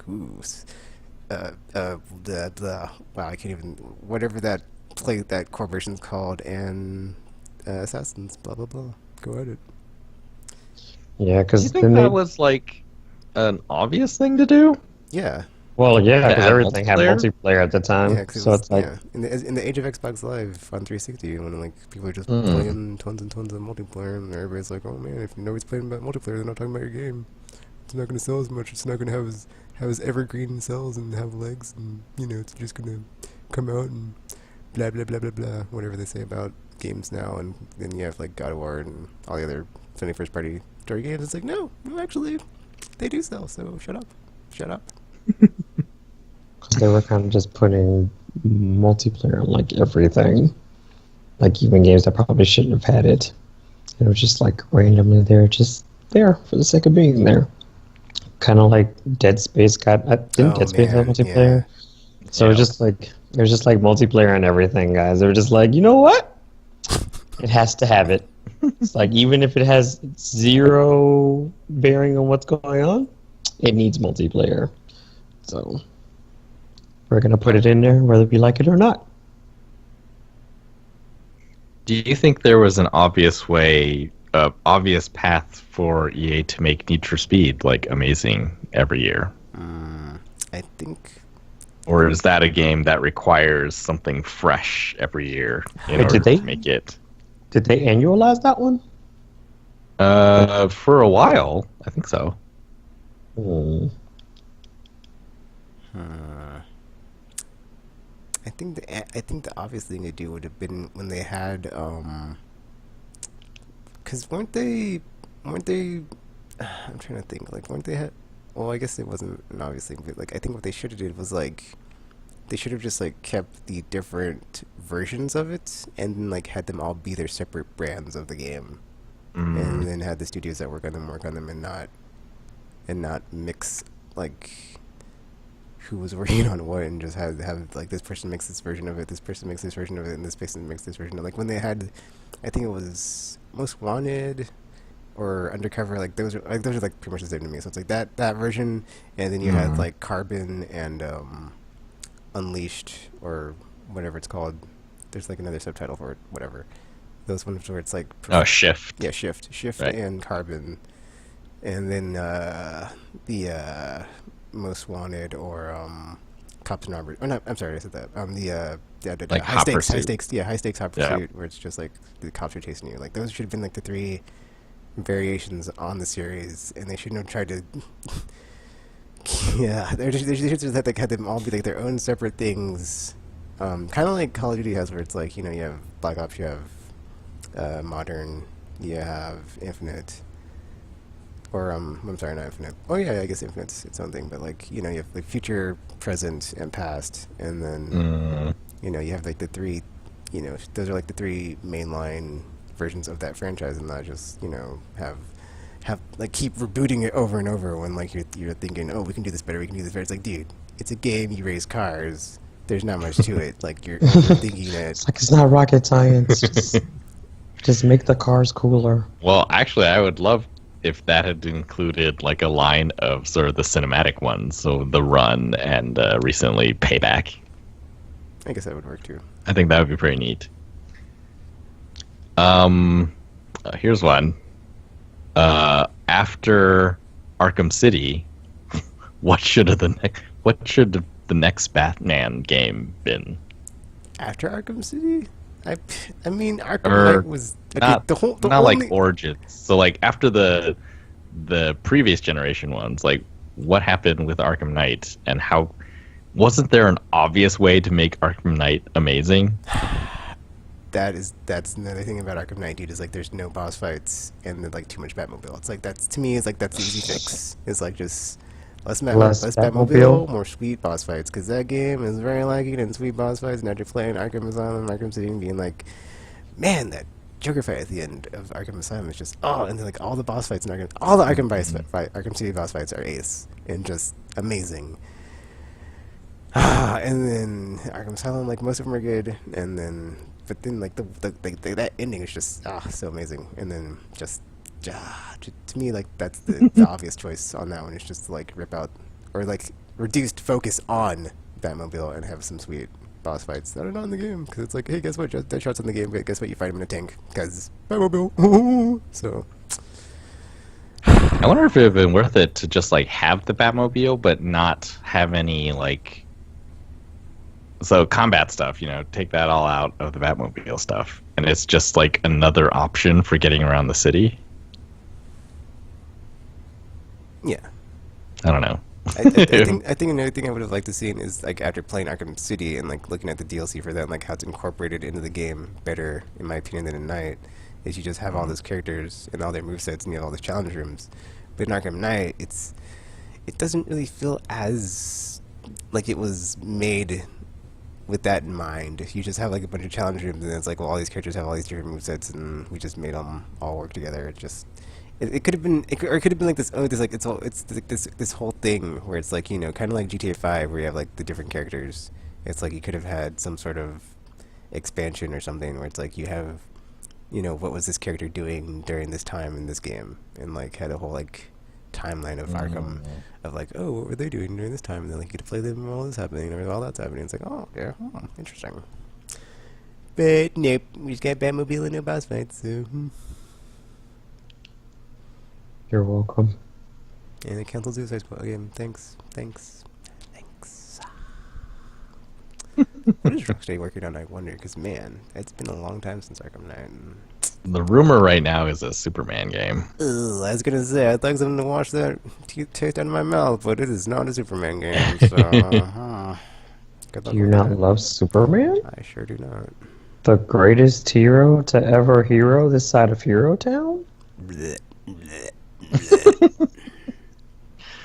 All right, I'm trying to see. Well, Oh, also, another you know, obvious thing that we don't have the you know, sweet Disney Infinity, or just like, you know, instead of getting actual games from those characters, it's like Disney Infinity Toys of know. Life, and now it's dead. So we couldn't just get like a sweet game from character XYZ from Disney. It's like, no, we're gonna have this whole Well, that's Toys because to Life initiative and then chop it in they half. jumped on the bandwagon, and it just did not work out. Maybe they should y'all? like partner with Nintendo and just have like exclusive Nintendo games like made on Nintendo consoles and platforms, and then it's like the games are gonna be awesome because it's Nintendo, and then it's the Disney characters you love and enjoy. I would enjoy that, and then they can give the Marvel stuff to somebody else, who's all who's not Nintendo, and then I'd be happy because I kind of want some M-rated Marvel stuff. I'm just saying. I enjoy Daredevil on Netflix too much. I can't go back at this point. I kind of need it in my life. And if I don't get a game, even if I don't, I'll never stop complaining about it. 'Cause man, the things I've seen done, and just why can I get that in a game? It's like I want to sit in a prisoner interview room across from the Kingpin in a Telltale game and make him angry and have him slam me into a desk and be like, I might have pushed him too far. Why did I talk about that lady? Kingpin will remember that. Oh man, I'd love to see a Marvel Telltale game that's M-rated. Because Guardians of T, and it was like, it was good. Aren't they working on one? Is it M-rated? I mean, their games usually are, except for the Borderlands one, I think. And Batman, Batman was amazing. So yeah, or second season Batman was good. Like it made up for the lackings of the first season for sure. Especially that ending. That ending made me hate myself on many levels. But hey, it's okay. Okay, we'll make things right or not. Season 3. You won't. You've destroyed everything and everything you love. You answer the question. Was it Batman that came first or the villains? Well, I guess Resident Evil has already done the obvious thing, which everyone was asking for since 5 and 6. And then 7, I guess, is really amazing.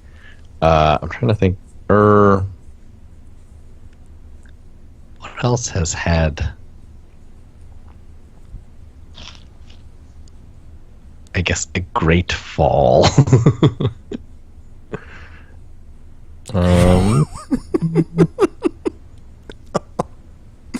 Great fall. That just makes it sound horrible. It's well, like beautiful way to fail, basically. Those are the fun hypotheticals where it's like, you loved all the games, and then they did one game, and you were just like, why? It took so much effort to make the game that nobody wanted, and it felt like those are the ones we're talking about. Like, what?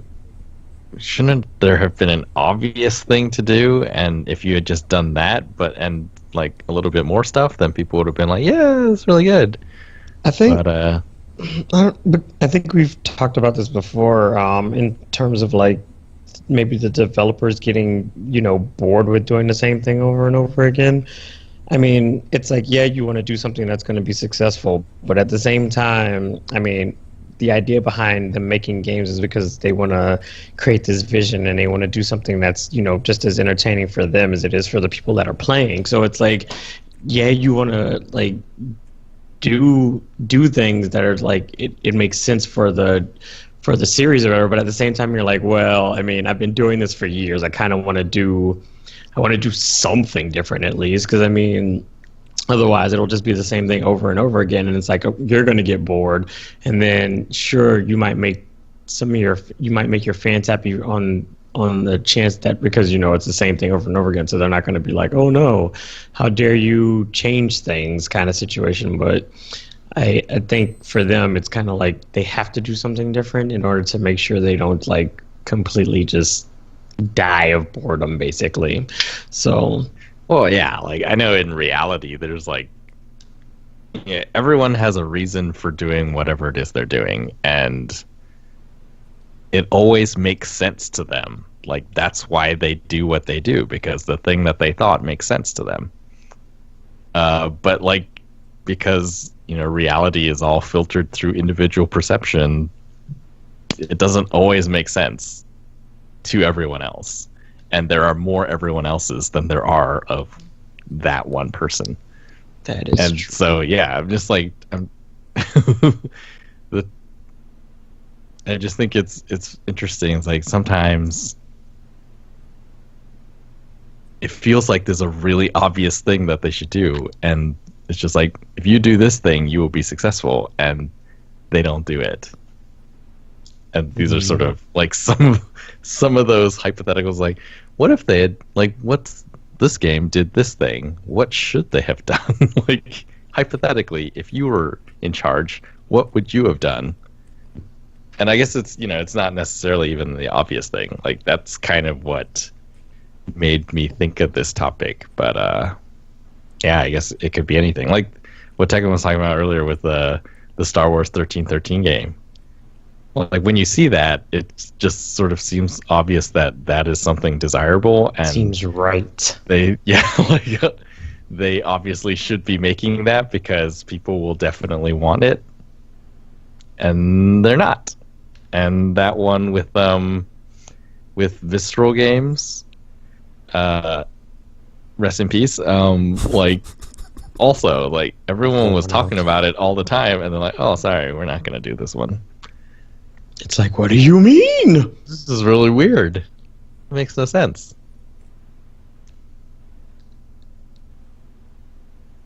Because it seems like a sure thing in practice, but then again, once money gets involved, it's like, well, I mean, there's always something.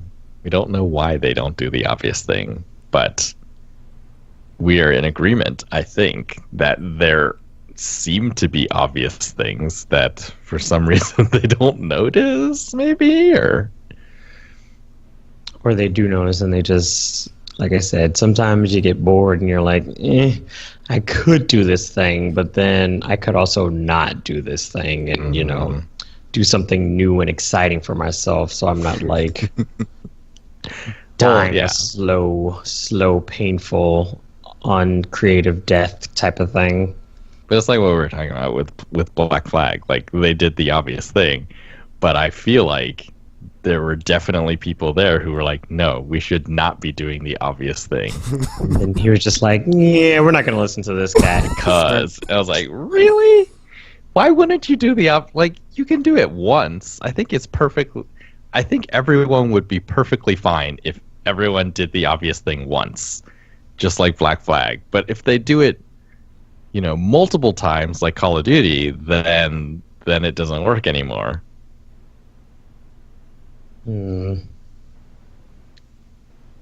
Yeah, like that. That's why I bring up games like Arkham Knight should have been. It should have been easy, right? All of those, the previous games were amazing, the stories were amazing, and then you get to Arkham Knight, and it's like the story was not as amazing as the previous ones. And yeah, the Batmobile sections, like, I mean, I guess I was more fine with them than other people, but You always are. I can see what they're talking about. And I was like, well, why didn't you guys do the obvious thing and just make it amazing? And they would have been like, well, because it's Batman and the Batmobile, so we definitely had to do the Batmobile. And, it all makes sense in their head. And, when they say it, it's like, yes, I can indeed follow your logic. But you went through so much effort to do not the obvious thing. And then it didn't work. And it's just like, why didn't you do the obvious thing? You're like, nah, that makes too much sense. I mean, we can't do that, man. We can't do that. That's a funny part of it, because it's not like if you ask them, they would not be able to answer. Like, they would definitely be able to answer. And it was like, and it would all make sense. And I was just like, but in hindsight, it did not work. And it feels like if you had done less, you would have gotten more. I mean, maybe in their heads, at least with that game, they were just like, people love the Batmobile because it looks cool. So Yeah. it obviously they would love to drive it around and fight boss battles in it, even though it doesn't make sense because Batman's like more of a hands-on kind of guy. But it's fine. It's fine. People love cars. People love cars shaped like bats. So this seems When they right. announced like Arkham City, I was like, "Oh, they're definitely Batmobile's definitely going to be in Arkham City," and then it wasn't. And I was like, "Well, why was that?" Which would And make later sense, we right? found out they were like, "Oh, basically, the entire PS3 would have been required just to run the Batmobile, and then we would have no other game. It would just be a Batmobile racing game." And then they made a Batmobile racing game. Which I was say, which is what they did because that's what happens. So But yeah, it's like sometimes it just feels like there is an obvious thing, and yeah, for whatever reason, and there's always something, they didn't. Like the Rocksteady rumor right now is Superman, but a few years ago it was TMNT, right? yeah, Doesn't that seem like a really obvious thing? I mean, who knows? Like, This sounds yes, like it's what gonna be Tactical's hard. like stand-up skit would be. It's like, wouldn't that be the obvious thing? I think the next time I'm ranting about a game on the podcast, I'm just gonna be like, why don't they just do what Tactical says and make it amazing? Why did they just do the obvious thing and make it amazing? It's trying to be amazing. This is so obvious.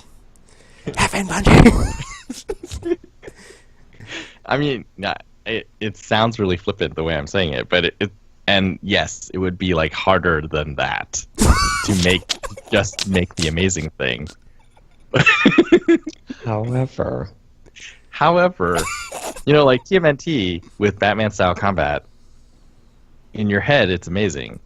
But if you start thinking about, well, how would it work, and multiple characters and all this, like there's a lot of problems you would have to solve. But if your goal was just to make Rocksteady's TMNT, like that is like the easiest sell, I think. And if they could pull it off, then that's the obvious route. So it's like, why are they making Superman? That's like really hard. it's true. Or As what? a matter of fact, Why? you've mentioned Why? before. It doesn't why matter about doesn't Superman. Like, work. why aren't they making TMNT?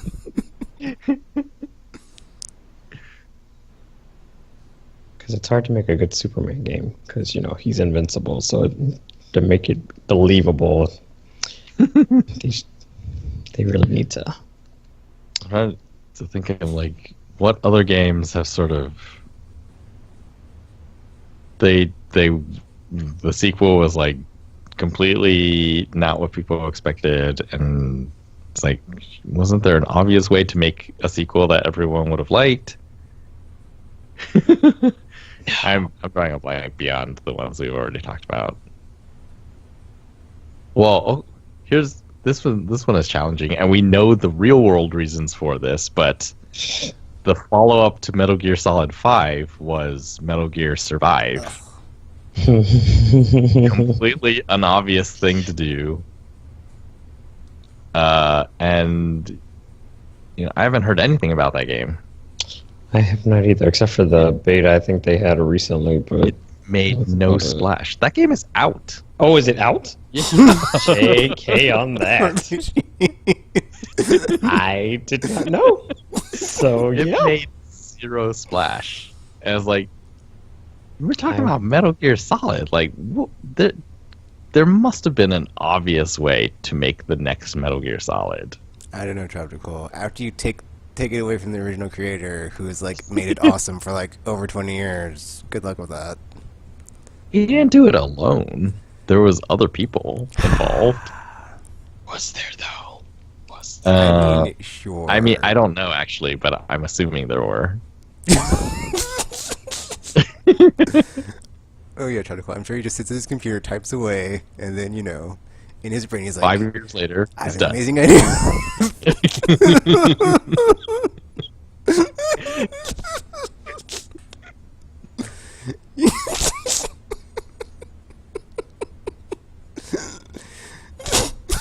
Yeah. He's like, oh man, what music should I put in this part? Oh man, and then he like goes and composes some music, and he like finds some musicians. He's like, all right, dudes and ladies, play this. and it comes out amazing. Just like the dodgeball, just like that. Well, and that, yeah, because I mean, once you remove the creative mind behind it, it's kind of like the only thing you can do is either one, copy the previous stuff and hope it comes out similar, or just be like, "Yep, we're doing something completely different," because ain't nobody got time You for don't that. think that anyone could have made a stealth game? Of course, I mean, there's plenty of stealth games that exist, so I mean, clearly people can make them, but it's just like it just wouldn't have the same charm and stuff that that game had if they tried to make it themselves, because they're like, we are not Kojima, so we don't have his directive creativity, so let's just do something different. Let's get weird with it. And Metal Gear Survive happened, and then apparently it came out, and I didn't even know. So there's also that. There's also that. Thought it was still just the beta or something. So you know, It has been out long enough for its price to have dropped to $20 on several occasions. oh, so yeah, we should probably do a better job of marketing because did not even know. Oh, that's hilarious. Because I swear, I it's guess a like lot just of yesterday they were franchises- just like, "Oh, here's a beta for Metal Gear Survive," and then I thought that's what was happening, but apparently no, there's an actual game. So here we are.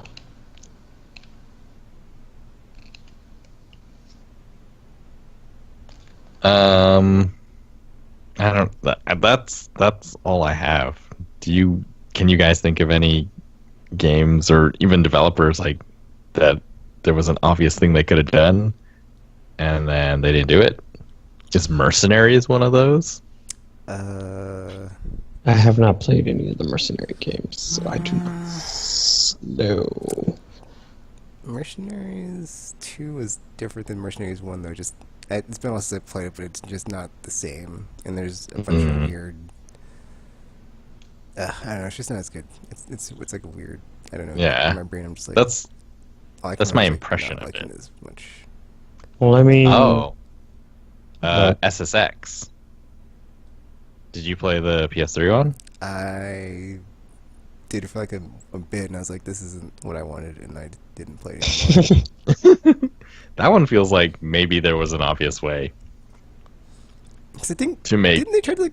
Wasn't it like some sort of like dark and gritty reimagining? It was not cartoony. Was it awesome really? SSX Yeah, or EA Sports Ah. big. well, it Fun wasn't times. dark and gritty, but just it was wasn't like whimsical like reality. the more. Yeah, Yeah. it was not whimsical. like SSX is supposed to be, basically. Yeah, I think when it's like a jump in generation, like there should always be an obvious path.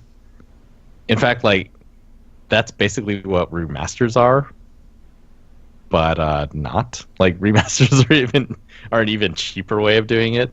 Like SSX, I think if they had just done SSX 3 but with current generation graphics, people would have just They would have, that would have been amazing. And it wouldn't even have to be like exactly SSX 3, just like that style, but on current gen graphics, and people would have been like, "Oh, this is really good." But instead, they went as like, "Oh, we're making realistic mountains and all the color and stuff is gone." And the fans said, "This is not what we asked for. Yeah, This is not what we asked for." yeah, and what I was saying with remasters, like remasters are kind of that, except that they are taking exactly the game from the previous generation and We're not taking putting it chances. current gen technology, graphics, and stuff. I think Yeah, I think another example I would say is Street Fighter V, because man, that was. I mean, but that's like more of a like financial thing as far as like how can we make more money out of this? Season pass, battle pass. I like what you got here. Don't have all the fighters in the game off the start. Oh, you thought we'd have some arcade edition with all the no. money, dear boy, Not even call it money. super because it's not super. Grind. Ugh. It's Another like game that. I want to Oh, play. that's like it's essentially like you bought a game and then like the game is like a free to play game. But it's like I already paid money for this, and it's like sorry, dude. You want more? You're gonna have to pay for it. Literally, one way or another, through your time or through your money. Which would you like more or less? Ha ha ha. Actually, the Final Fantasy series is probably an example of this too, actually. Because, I mean, they've since moved on to more action oriented. Because even 7, the remake, is going to end up being more action RPG ish than the original game itself was. So it's it's one of those things like you would think like you said the obvious, especially with like since it's a remake, like the obvious way to go would be just like enhance the graphics and use a battle system that's similar to the old one, but just like a bit more, slightly more fast paced or something. But that is not what they did. They decided to go full on change everything, and then it's going to be like almost a completely different game. I guess So, it's yet to be seen how that will turn out. But yeah. right now it just feels like, what are you doing? People would have been totally fine with basically exactly the same game, except, tuned a bit for modern taste and looking like a modern game. And then, But no. yeah, they changed it all up, and it's like, well, the obvious, it's like the obvious thing was just be like, give it the best graphics possible, and then just use, the same battle system. But they did not do that, and a lot of their games have kind of gone away from. Because I mean, I think that was like part of the complaint with 13 was the whole like change in like the open world style of overworld exploring, and then the battle system was a bit different because it wasn't. I mean, even though it was the ATB battle system, it was still The auto attack thing. Yeah, it was like, and the way you input commands with everything was pretty different too. So it's like, and you also couldn't control the other characters. So it was like the party system was just you controlling the leader, and then everybody else is kind of like on AI. So it was like there was a lot of changes made that weren't like people were just like, I just played the previous one, and it's like this is completely different from it. So what are you doing, Square Enix? Because I mean, as a matter of fact, they started doing that ever since like 9, basically, because 10 had a completely turn-based battle system, which was not how they were doing it previously, and then 11 was an MMO, and then 12 was like they kind of played around with the whole active kind of like enemies already on the screen thing and no more random battles and stuff. So it was just like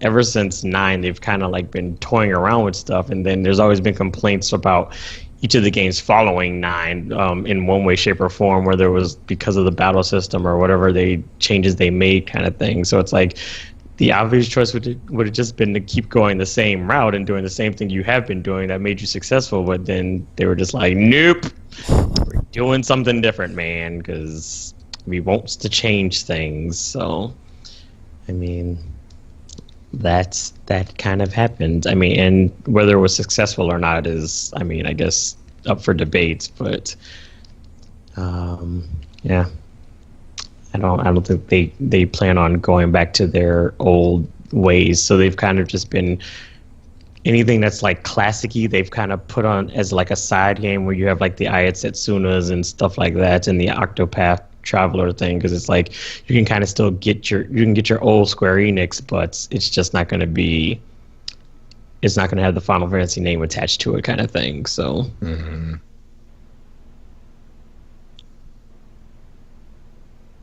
Weird. I just got bored, and you're just like, nope, we need to shake it up a little bit. We need to make the people see things. They have to understand we want to do things differently. I guess it sort of goes to show, like, it is. I guess there's never a sure thing, really, because there's just so many things that could go wrong, and even if you do everything right, and Call of Duty, arguably, each one is at least competent. They're all they're not like broken or like falling apart or anything. Like all the games seem to work, but and they are, I think, doing the obvious thing. It's like people love this from the previous one. Let's do it again and again and again and again. And I guess that's the obvious thing. But then they're not getting the returns that they used to get. And so even the obvious thing can sometimes not get the results that you think they will. I think what it is, it's like a balance between, like what you said, if you're a developer working on something and you want to do something different, it's a balance between like what do you do to like shake things up and make things new and make things interesting, and like how do you please old fans that have been with you since the beginning. It's always like a hard balance. Because yes, you want to reach a wider audience, but at the same time, you don't want to alienate your old fans, because then it's like you're basically kind of like spitting in their faces, like, you guys made us popular, but yeah, we don't really care anymore. We want to reach more people, more, and then, yeah. If you truly love us, you will love us no matter what. Which is why I love Telltale, because all their games are kind of the same. It's great, and I can just like, play them forever and ever, and not get tired of it. It's just like, oh man, they won't forget that. Oh, what just happened? Oh man, I can't wait till the next episode. Can't wait till the next episode. Did they just? Oh my god! Just yeah, it's great. It's great. It's like the soap opera I get to play, and it never ends. Soap operas. Cool. Except for, I guess they do, because final season of Walking Dead. Don't kill Clementine, please. No. Make everyone cry.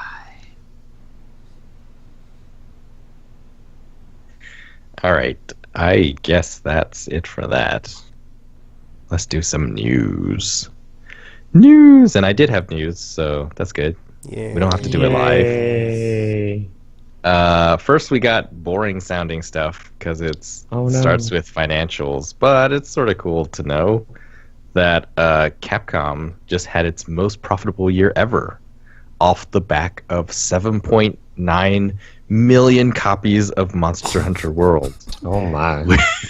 Which is apparently their best-selling game ever, which is insane if you think about it, because it's Capcom, and Capcom Been around They for have a has lot of Street Fighter franchises, and Resident yeah. Evil and Mega Man, and just it's like Yeah, I think so it's, many. I think it's amazing in tier cards is because they're so old. A, and then B, they have so many franchises.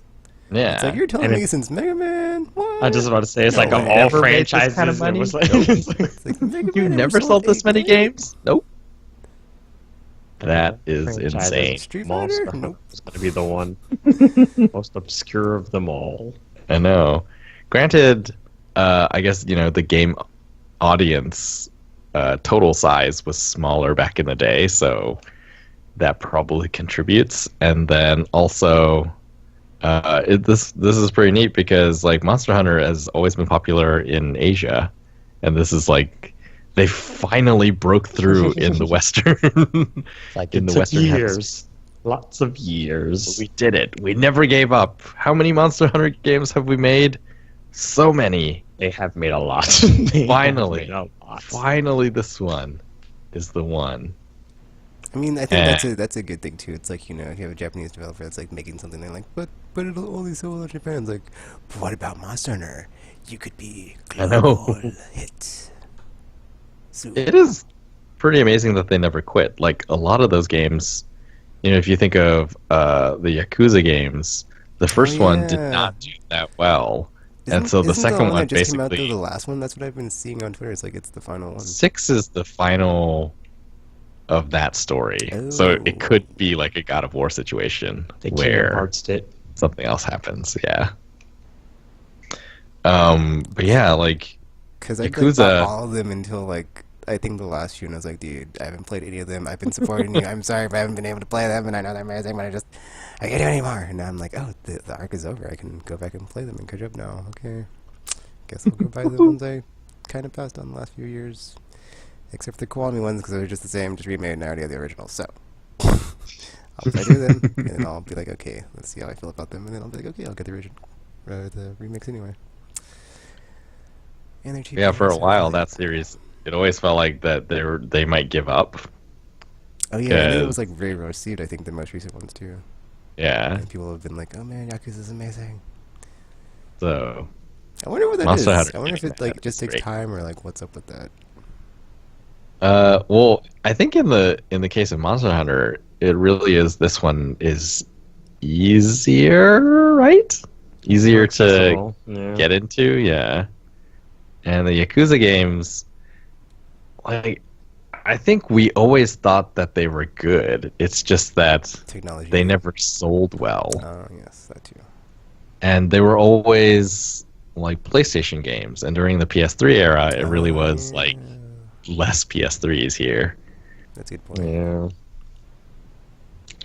Yeah. Yeah, that brings me actually. That's a good segue That into makes the. sense because if like if PlayStation isn't doing it, then like there's probably a lot of like Japanese developers that are not going to bother bringing their stuff outside of Japan. It's crazy, the perseverance on Monster Hunter. But yeah, that kind of brings me to God of War sales figures, which were 3.1 million in 3 days. Oh my. God of War 3, I don't think did anything like that. And again, it was a PS3 only game. And so this is that thing that I talk about where the games didn't sell on PS3, but Sony kept pumping money into them, and now they are reaping their harvest. Now that they have the most popular platform. Yeah. It's pretty cool. Can't say that about Xbox first party. No, we cannot. And yeah, it feels like they were going to coast. And look where it's got them. Actually, that's part of the EA financial call. So the big thing as far as game announcements that came out of that was that Anthem is going to come out in Mass Effect's usual time slot, March 2019. There's no exact date, but they're basically committed now because they've told investors it's going to be our last quarter of next year. But the other thing that came out of that one was EA says that they expect there to be 130 million current gen consoles by the end of the year versus 103 million last year. And if you look at that, you can kind of do the math, because even though Microsoft has not released hardware numbers in a long time, because they just stopped doing it, Nintendo said they had sold 4.8 million Switches, and PlayStation said they had sold 73.6 million PS4s. That means there was like 29.4 million Xbox Ones at the most. So that's over 2-1 now. And then, yeah, I guess the report was all about, this is like a really hard spot for major third-party publishers to be in, because they're not supposed to be involved in this sort of like which console is selling more thing. But Is it really? but at the Because same I'm pretty time- sure last year Microsoft came up to you with the money hat and was like, dudes, we need games. You want to be on us, man. Exclusives all day, man. We support you, man. Now the shoe's on the other foot. How's that feel? How's that feel? Yeah. I'm sure not well or not good. They're probably kicking themselves because they're like, we could have did so much better, but we have no first party because we killed everything we bought. They bought, like, even Bungie is not part of Microsoft. It's just It's true. baffling. Although I watched something recently that suggests that maybe they did not believe in their own product. So remember, like, near the end of 360 PS3, it was like there's all these articles about, like, oh, statistics show like most people are watching Netflix on their consoles and not really playing games. And then there was all the articles about, yeah, consoles are dead. Like, this is the last. Oh, I do remember that crap, dude. Yeah, I remember that and crap. then so when Microsoft, like, they must have been like reading those, I guess, and been like, oh, consoles are dead. So even though we're making a console, we better not make a console. So when we show it, it's all going to be about TV and sports because people are watching Netflix and they love Netflix. So let's do that. And that's what they did. And, well, we know how that turned out. Good? No, not good. Oh. Well, then no. Hey, RPG, do you have an Xbox One? I sure don't. Do you have an Xbox One Tropical? Nope. I don't have one either, so there you go. I mean, I considered it, and then I realized I was just kidding. I was actually going to bring it to this. Like, We all had 360s, too. We did. I won mine in a contest, though. So, in my defense, I didn't buy mine. So. I had one at launch. Well, clearly they need to go and re-listen to Tropical's Art of the Upsell section in that one podcast that one time. And they completely failed there, and they need to take some notes. Much to learn there. Much to learn. Nintendo Switch Online stuff was revealed this week. I saw that. I was happy, but then I was sad because I was like, I want this more now. And it's like I'm slowly losing my temptation. And Octochild comes out. It's like, oh, I must hold on. Dang it. There's not enough space to download all these games. What am I gonna do? What am I gonna do? So I think the thing that's exciting, right, is the NES library. Oh yeah, 20 co-op games online, enhanced with online play. They revealed 10 games: soccer, tennis. Back when sports games could just be called the name of the sport. Donkey Kong, Mario Brothers, Super Mario Brothers. See, all that did was basically just hype me up for when they get 64 games, because man, those were the days for me. That was I'm not even gonna go into it on the podcast because it's so ridiculous. But me and Joanna Dark spent many a time in a combat simulator doing stuff to people, and it was a fun time. And then effing Mario Kart 64, playing that online. Oh my gosh, that's golden years. Balloon Fight, Ice Climbers, Dr. Mario, Legend of Zelda, and Super Mario Brothers 3. So that leaves 10 games that we don't know yet. Other features, cloud saves are going to be behind this paywall. So unfortunately, there's no way to back up your saves on a Switch unless you get this in September. And then online multiplayer. The free service is ending, and then you'll have to pay to play Splatoon online, for example. Dun, dun, dun, dun, dun. It's going to be fairly cheap, though. I think it's $4 a month. I know it's $20 a year. I was like, dude, that is deal. I was like, I'd pay for that. You got me. Yeah, they even have a $35 family plan where you could use it on multiple devices. That's pretty cool if you have a family that you live with. Speaking of this, and multiple Switches, I assume. Because even that is cheaper than both Xbox Live or PlayStation Plus. Also true. Insane. And yet, according to RPG on the internet, some people are unhappy with this. They are not. I just saw so many complaints when I got home. We were just like, oh my gosh, guys, it's $20 for an entire year. What are you complaining about right now? And then it's just you don't have to buy it. I just don't understand people sometimes. I sold my neighbor on a PS4 and PlayStation VR earlier today.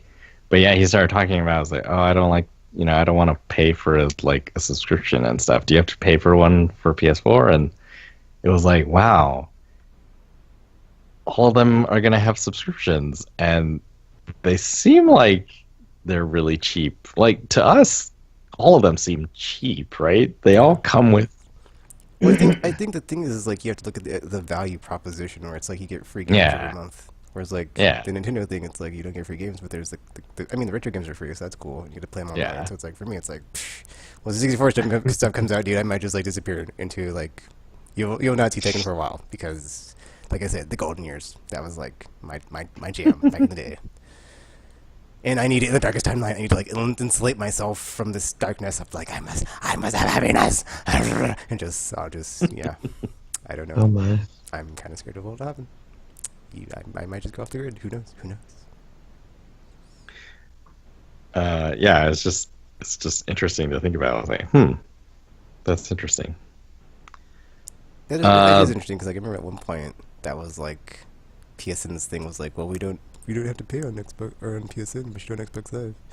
I And then know. And and now it's like you have to pay for everyone. then like we didn't even like have anything like that. It was like, well, if when it works or if it has it, you don't have to pay for it. So yeah.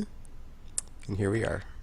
Here we I are. really liked it back on the PS3, where it was just like an optional, like it was really a completely optional thing on PS3.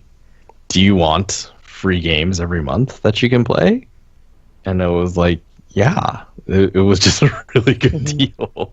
Then you got to the PS4 and was like, well, it's required for online multiplayer most of the time, but you still get the free games. And like, it doesn't feel as good, but it's still a pretty good deal.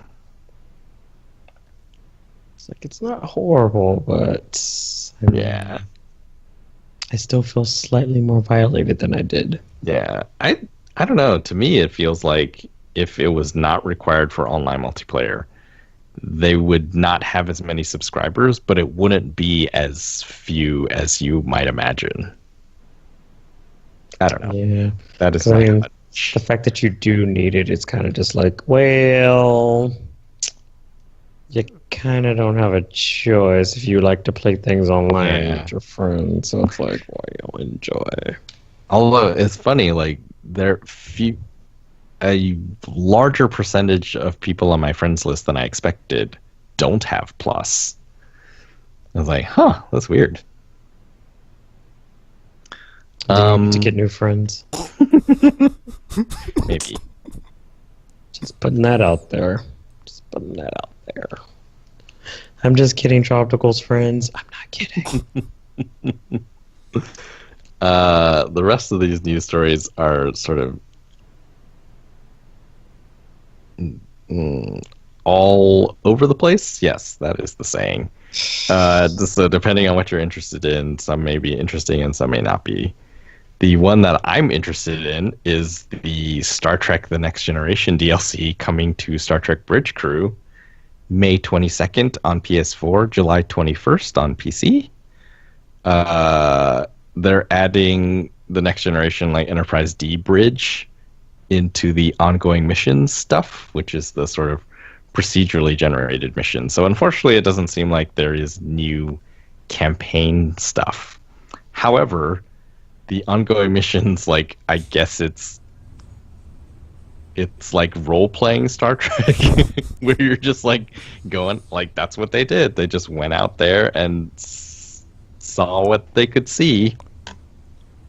They're adding Romulans into the game and the Borg, and then there's two new sort of mission types. There's a patrol and encounter type where you can just like fly around open world space and have random things happen to you. And then the resistance mode, which is the Borg mode. And they say they were inspired by roguelikes. No. In that you go around and you're looking for equipment to make yourself more powerful. So it's sort of like in the beginning, you definitely have to run away from the Borg. And then eventually, though, you get powerful enough to face them and sometimes beat them. And the way they described it, they talked about how there was just like lots of different ways that you could win. And in fact, some of those ways include like sacrificing yourself. And the developers were like, That's not how you well, that win. really feels like I don't think that's like you how that lose the works. battle, but you win the war type stuff. And they felt like that is really sort of in the spirit of Starfleet. So they're like, yeah, that's good.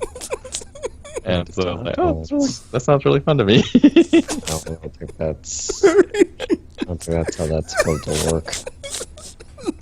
I think you're supposed to still be alive in order to count it as a win. Just putting that out there, 'cause thing. But it's cool. It's cool. To each his own, I guess. Luminous Did you play that on Vita? I did. Anyone? Or played it somewhere. There is a remastered version coming out on, I think it's PS4, Xbox One, and Switch. June 26th. It is. It's being made by the original guy, but he's not at the place that made the original one anymore. But anyway, it was this sort of puzzle game that had like a musical feel to it, and it was very cool. It was a good game, so I'm excited for that too. Dark Souls Remastered is getting a network test on May 11th and 12th. Friday and a Saturday. There's going to be 2 6-hour sessions, one for each day. I wonder if like, the just like the juggernaut success of Dark Souls is like another reason for Japanese developers and publishers to be like, you know what, we can do this. We can do this. Yep. We got this, guys. It probably helped. Is Dark Souls a really Japanesey game, though? I mean, aesthetically. I mean, no, not aesthetically, but it's from like a Japanese creator, so it just didn't super. I don't know. It's pretty successfully. Japanesey. It's all Like, Well, I haven't played do you it. think so do you think a Western developer would have made Dark Souls no. or Demon Souls? that's called Dragon Age, Oh, burn. and it's not good. Double burn. So there's that. But Because wasn't I mean, I'm not sure if this is the case, but like before Demon Souls, was there a lot of roguelike games? Because to me, it seems like after Demon Souls and Dark Souls, there was a lot of that stuff, and that's why I don't play those games. Because I'm like, oh, these are the not fun things. No, thank you. And Is I Yeah, I heard think- Spelunky, I was like, Demon oh, Souls is this kinda like a this is roguelike. what this is like. Demon Souls kind of did it because, I mean, once it came over here, everybody was like, "Oh my gosh, why aren't you playing this? And if you aren't, your mother will never love you," kind of situation. And then it just kind of like exploded from there. And it's all thanks to Gamer. All thanks to Gamer. Had he never imported it, we would have never had it, and then it would have never taken off. So thank you, Gamer, for bringing the Souls games to America. You are single-handedly responsible for everything being the Dark Souls of something else. So, thank you. Amazing. E3 is almost upon us, so the leaks and stuff are starting to begin. That was a weird way to say it. Anyways, so apparently Rage 2 is going to be a thing. Oh no! It Who was, leaked it? It was listed on not America's Walmart website, but another place's Walmart website. Not America. I just remember it was like Walmart somewhere that I can't remember. Seems legit. And usually it's like, oh, we don't comment on rumor or speculation or whatever, but like Bethesda tweeted out a thing where they basically critiqued the placeholder box art that Walmart had up. It was just like, I don't know, Arial font Rage 2. It was just all marked up. It's like wrong font. And all these other things. So yeah, I guess Rage 2 is definitely going to be shown at E3 in June. During Bethesda's conference, maybe? Probably. Although I think their conference comes fairly late, so it has to cover one of the big threes. One of their likely going to be. I disagree. I think the Bethesda would show, cause like in the last couple of years, they haven't really shown anything at anybody else's unless it's like VR. So I don't know. I feel like it's going to be, because it's very likely that it's going to be with one of the consoles, it's going to be exclusive for one of them temporarily at least. And then they'll do like a. Was Rage that big? no, I doubt it, but just kind of like this whole everyone's trying to get exclusives and stuff. So it'll probably, I mean, and it's not going to be like completely exclusive. I mean, like a timed exclusive kind of thing. So they'll probably be like, oh yeah, it's going to be this exclusive content on so and so's console and all this stuff, and then they'll do like a full showing at their show where you get like actual gameplay demos and stuff like that, and then it'll probably just be like an announcement trailer at one of the other conferences, and then you'll get the good stuff at their conference. And they're like, "Remember that Rage game you loved?" And everyone will be like, "No, no, we don't." And then you'll be like, "Well, Rage 2 is coming anyway." And then they will be like, "Wonderful." The game that nobody asked for is happening, so that's great. That's great. Thanks, Bethesda. There's Fallout 5 coming along. So. Some of the other ones that have been listed in various places, a new Splinter Cell game, and also Halo 6. Microsoft is saying that they're going to have their biggest show ever. Oh, you know what that means. Again. So. Wait, was last year supposed to be their biggest? Cause every year's their biggest show ever. Yeah, I'm glad that they're not using of all time, because to me that includes the future. Yes. And if they're saying ever, then that can also mean just so far. Well, nor do you put it from last year because I don't even remember it. So yeah. That's true. I don't. So then it won't be hard. Then it won't be hard.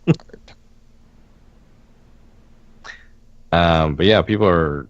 I do remember that part where they showed Xbox Classics and that was like the biggest applause. That was funny. Yeah. It's like we really have nothing except for old stuff.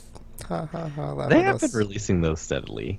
Burnout Revenge, I think, is on there now. SSX 3, I think, is on there now, and Red Dead Redemption, KOTOR 1, maybe 2. Anyway, lots of stuff. I guess. Okay, so now I will take a quick look and see if anything happened in the past few hours. But if nothing has, then that is the news that I had. Yep, that's the news that I had. Oh no, nothing happened. The world is going to explode. Okie dokie then. Guess we can wrap up the podcast. Oh. Alright, Mickey Mouse. Dial it back there. So yeah, check us out, Aimless Z, YouTube, and Twitter, Facebook, wherever else on the internet that we're at, and stuff. Anything to say before we sign off, RPG? I am excited for E3, and I mean, that's about it. I'm excited for E3. Anything to say before we sign off, Tropical? Me too, but also I would just like to play some of my stuff. I mean, you can, you just choose not to. I know, and I got Batman Ninja, and I want to see that. I forgot that came out. Oh my gosh, I'm gonna watch it after the podcast. I was so hyped for that. I saw the trailer. I completely forgot about that. I kept like looking at it on Amazon, so I was like forgetting like when it was coming out. And I was like, it's not out yet. It's not out yet. And then Tropical, you just made my day. You just made my day. Oh, I can get that and Black Panther. You know what? That's gonna be my sign off. Wakanda forever. I did the Wakanda salute. You didn't see it, but whatever. We can. I just wanted to say, it's like no one can see you do it. So yeah, until you see or hear from us again, Aimless Z, and we're now signing off. Just another day.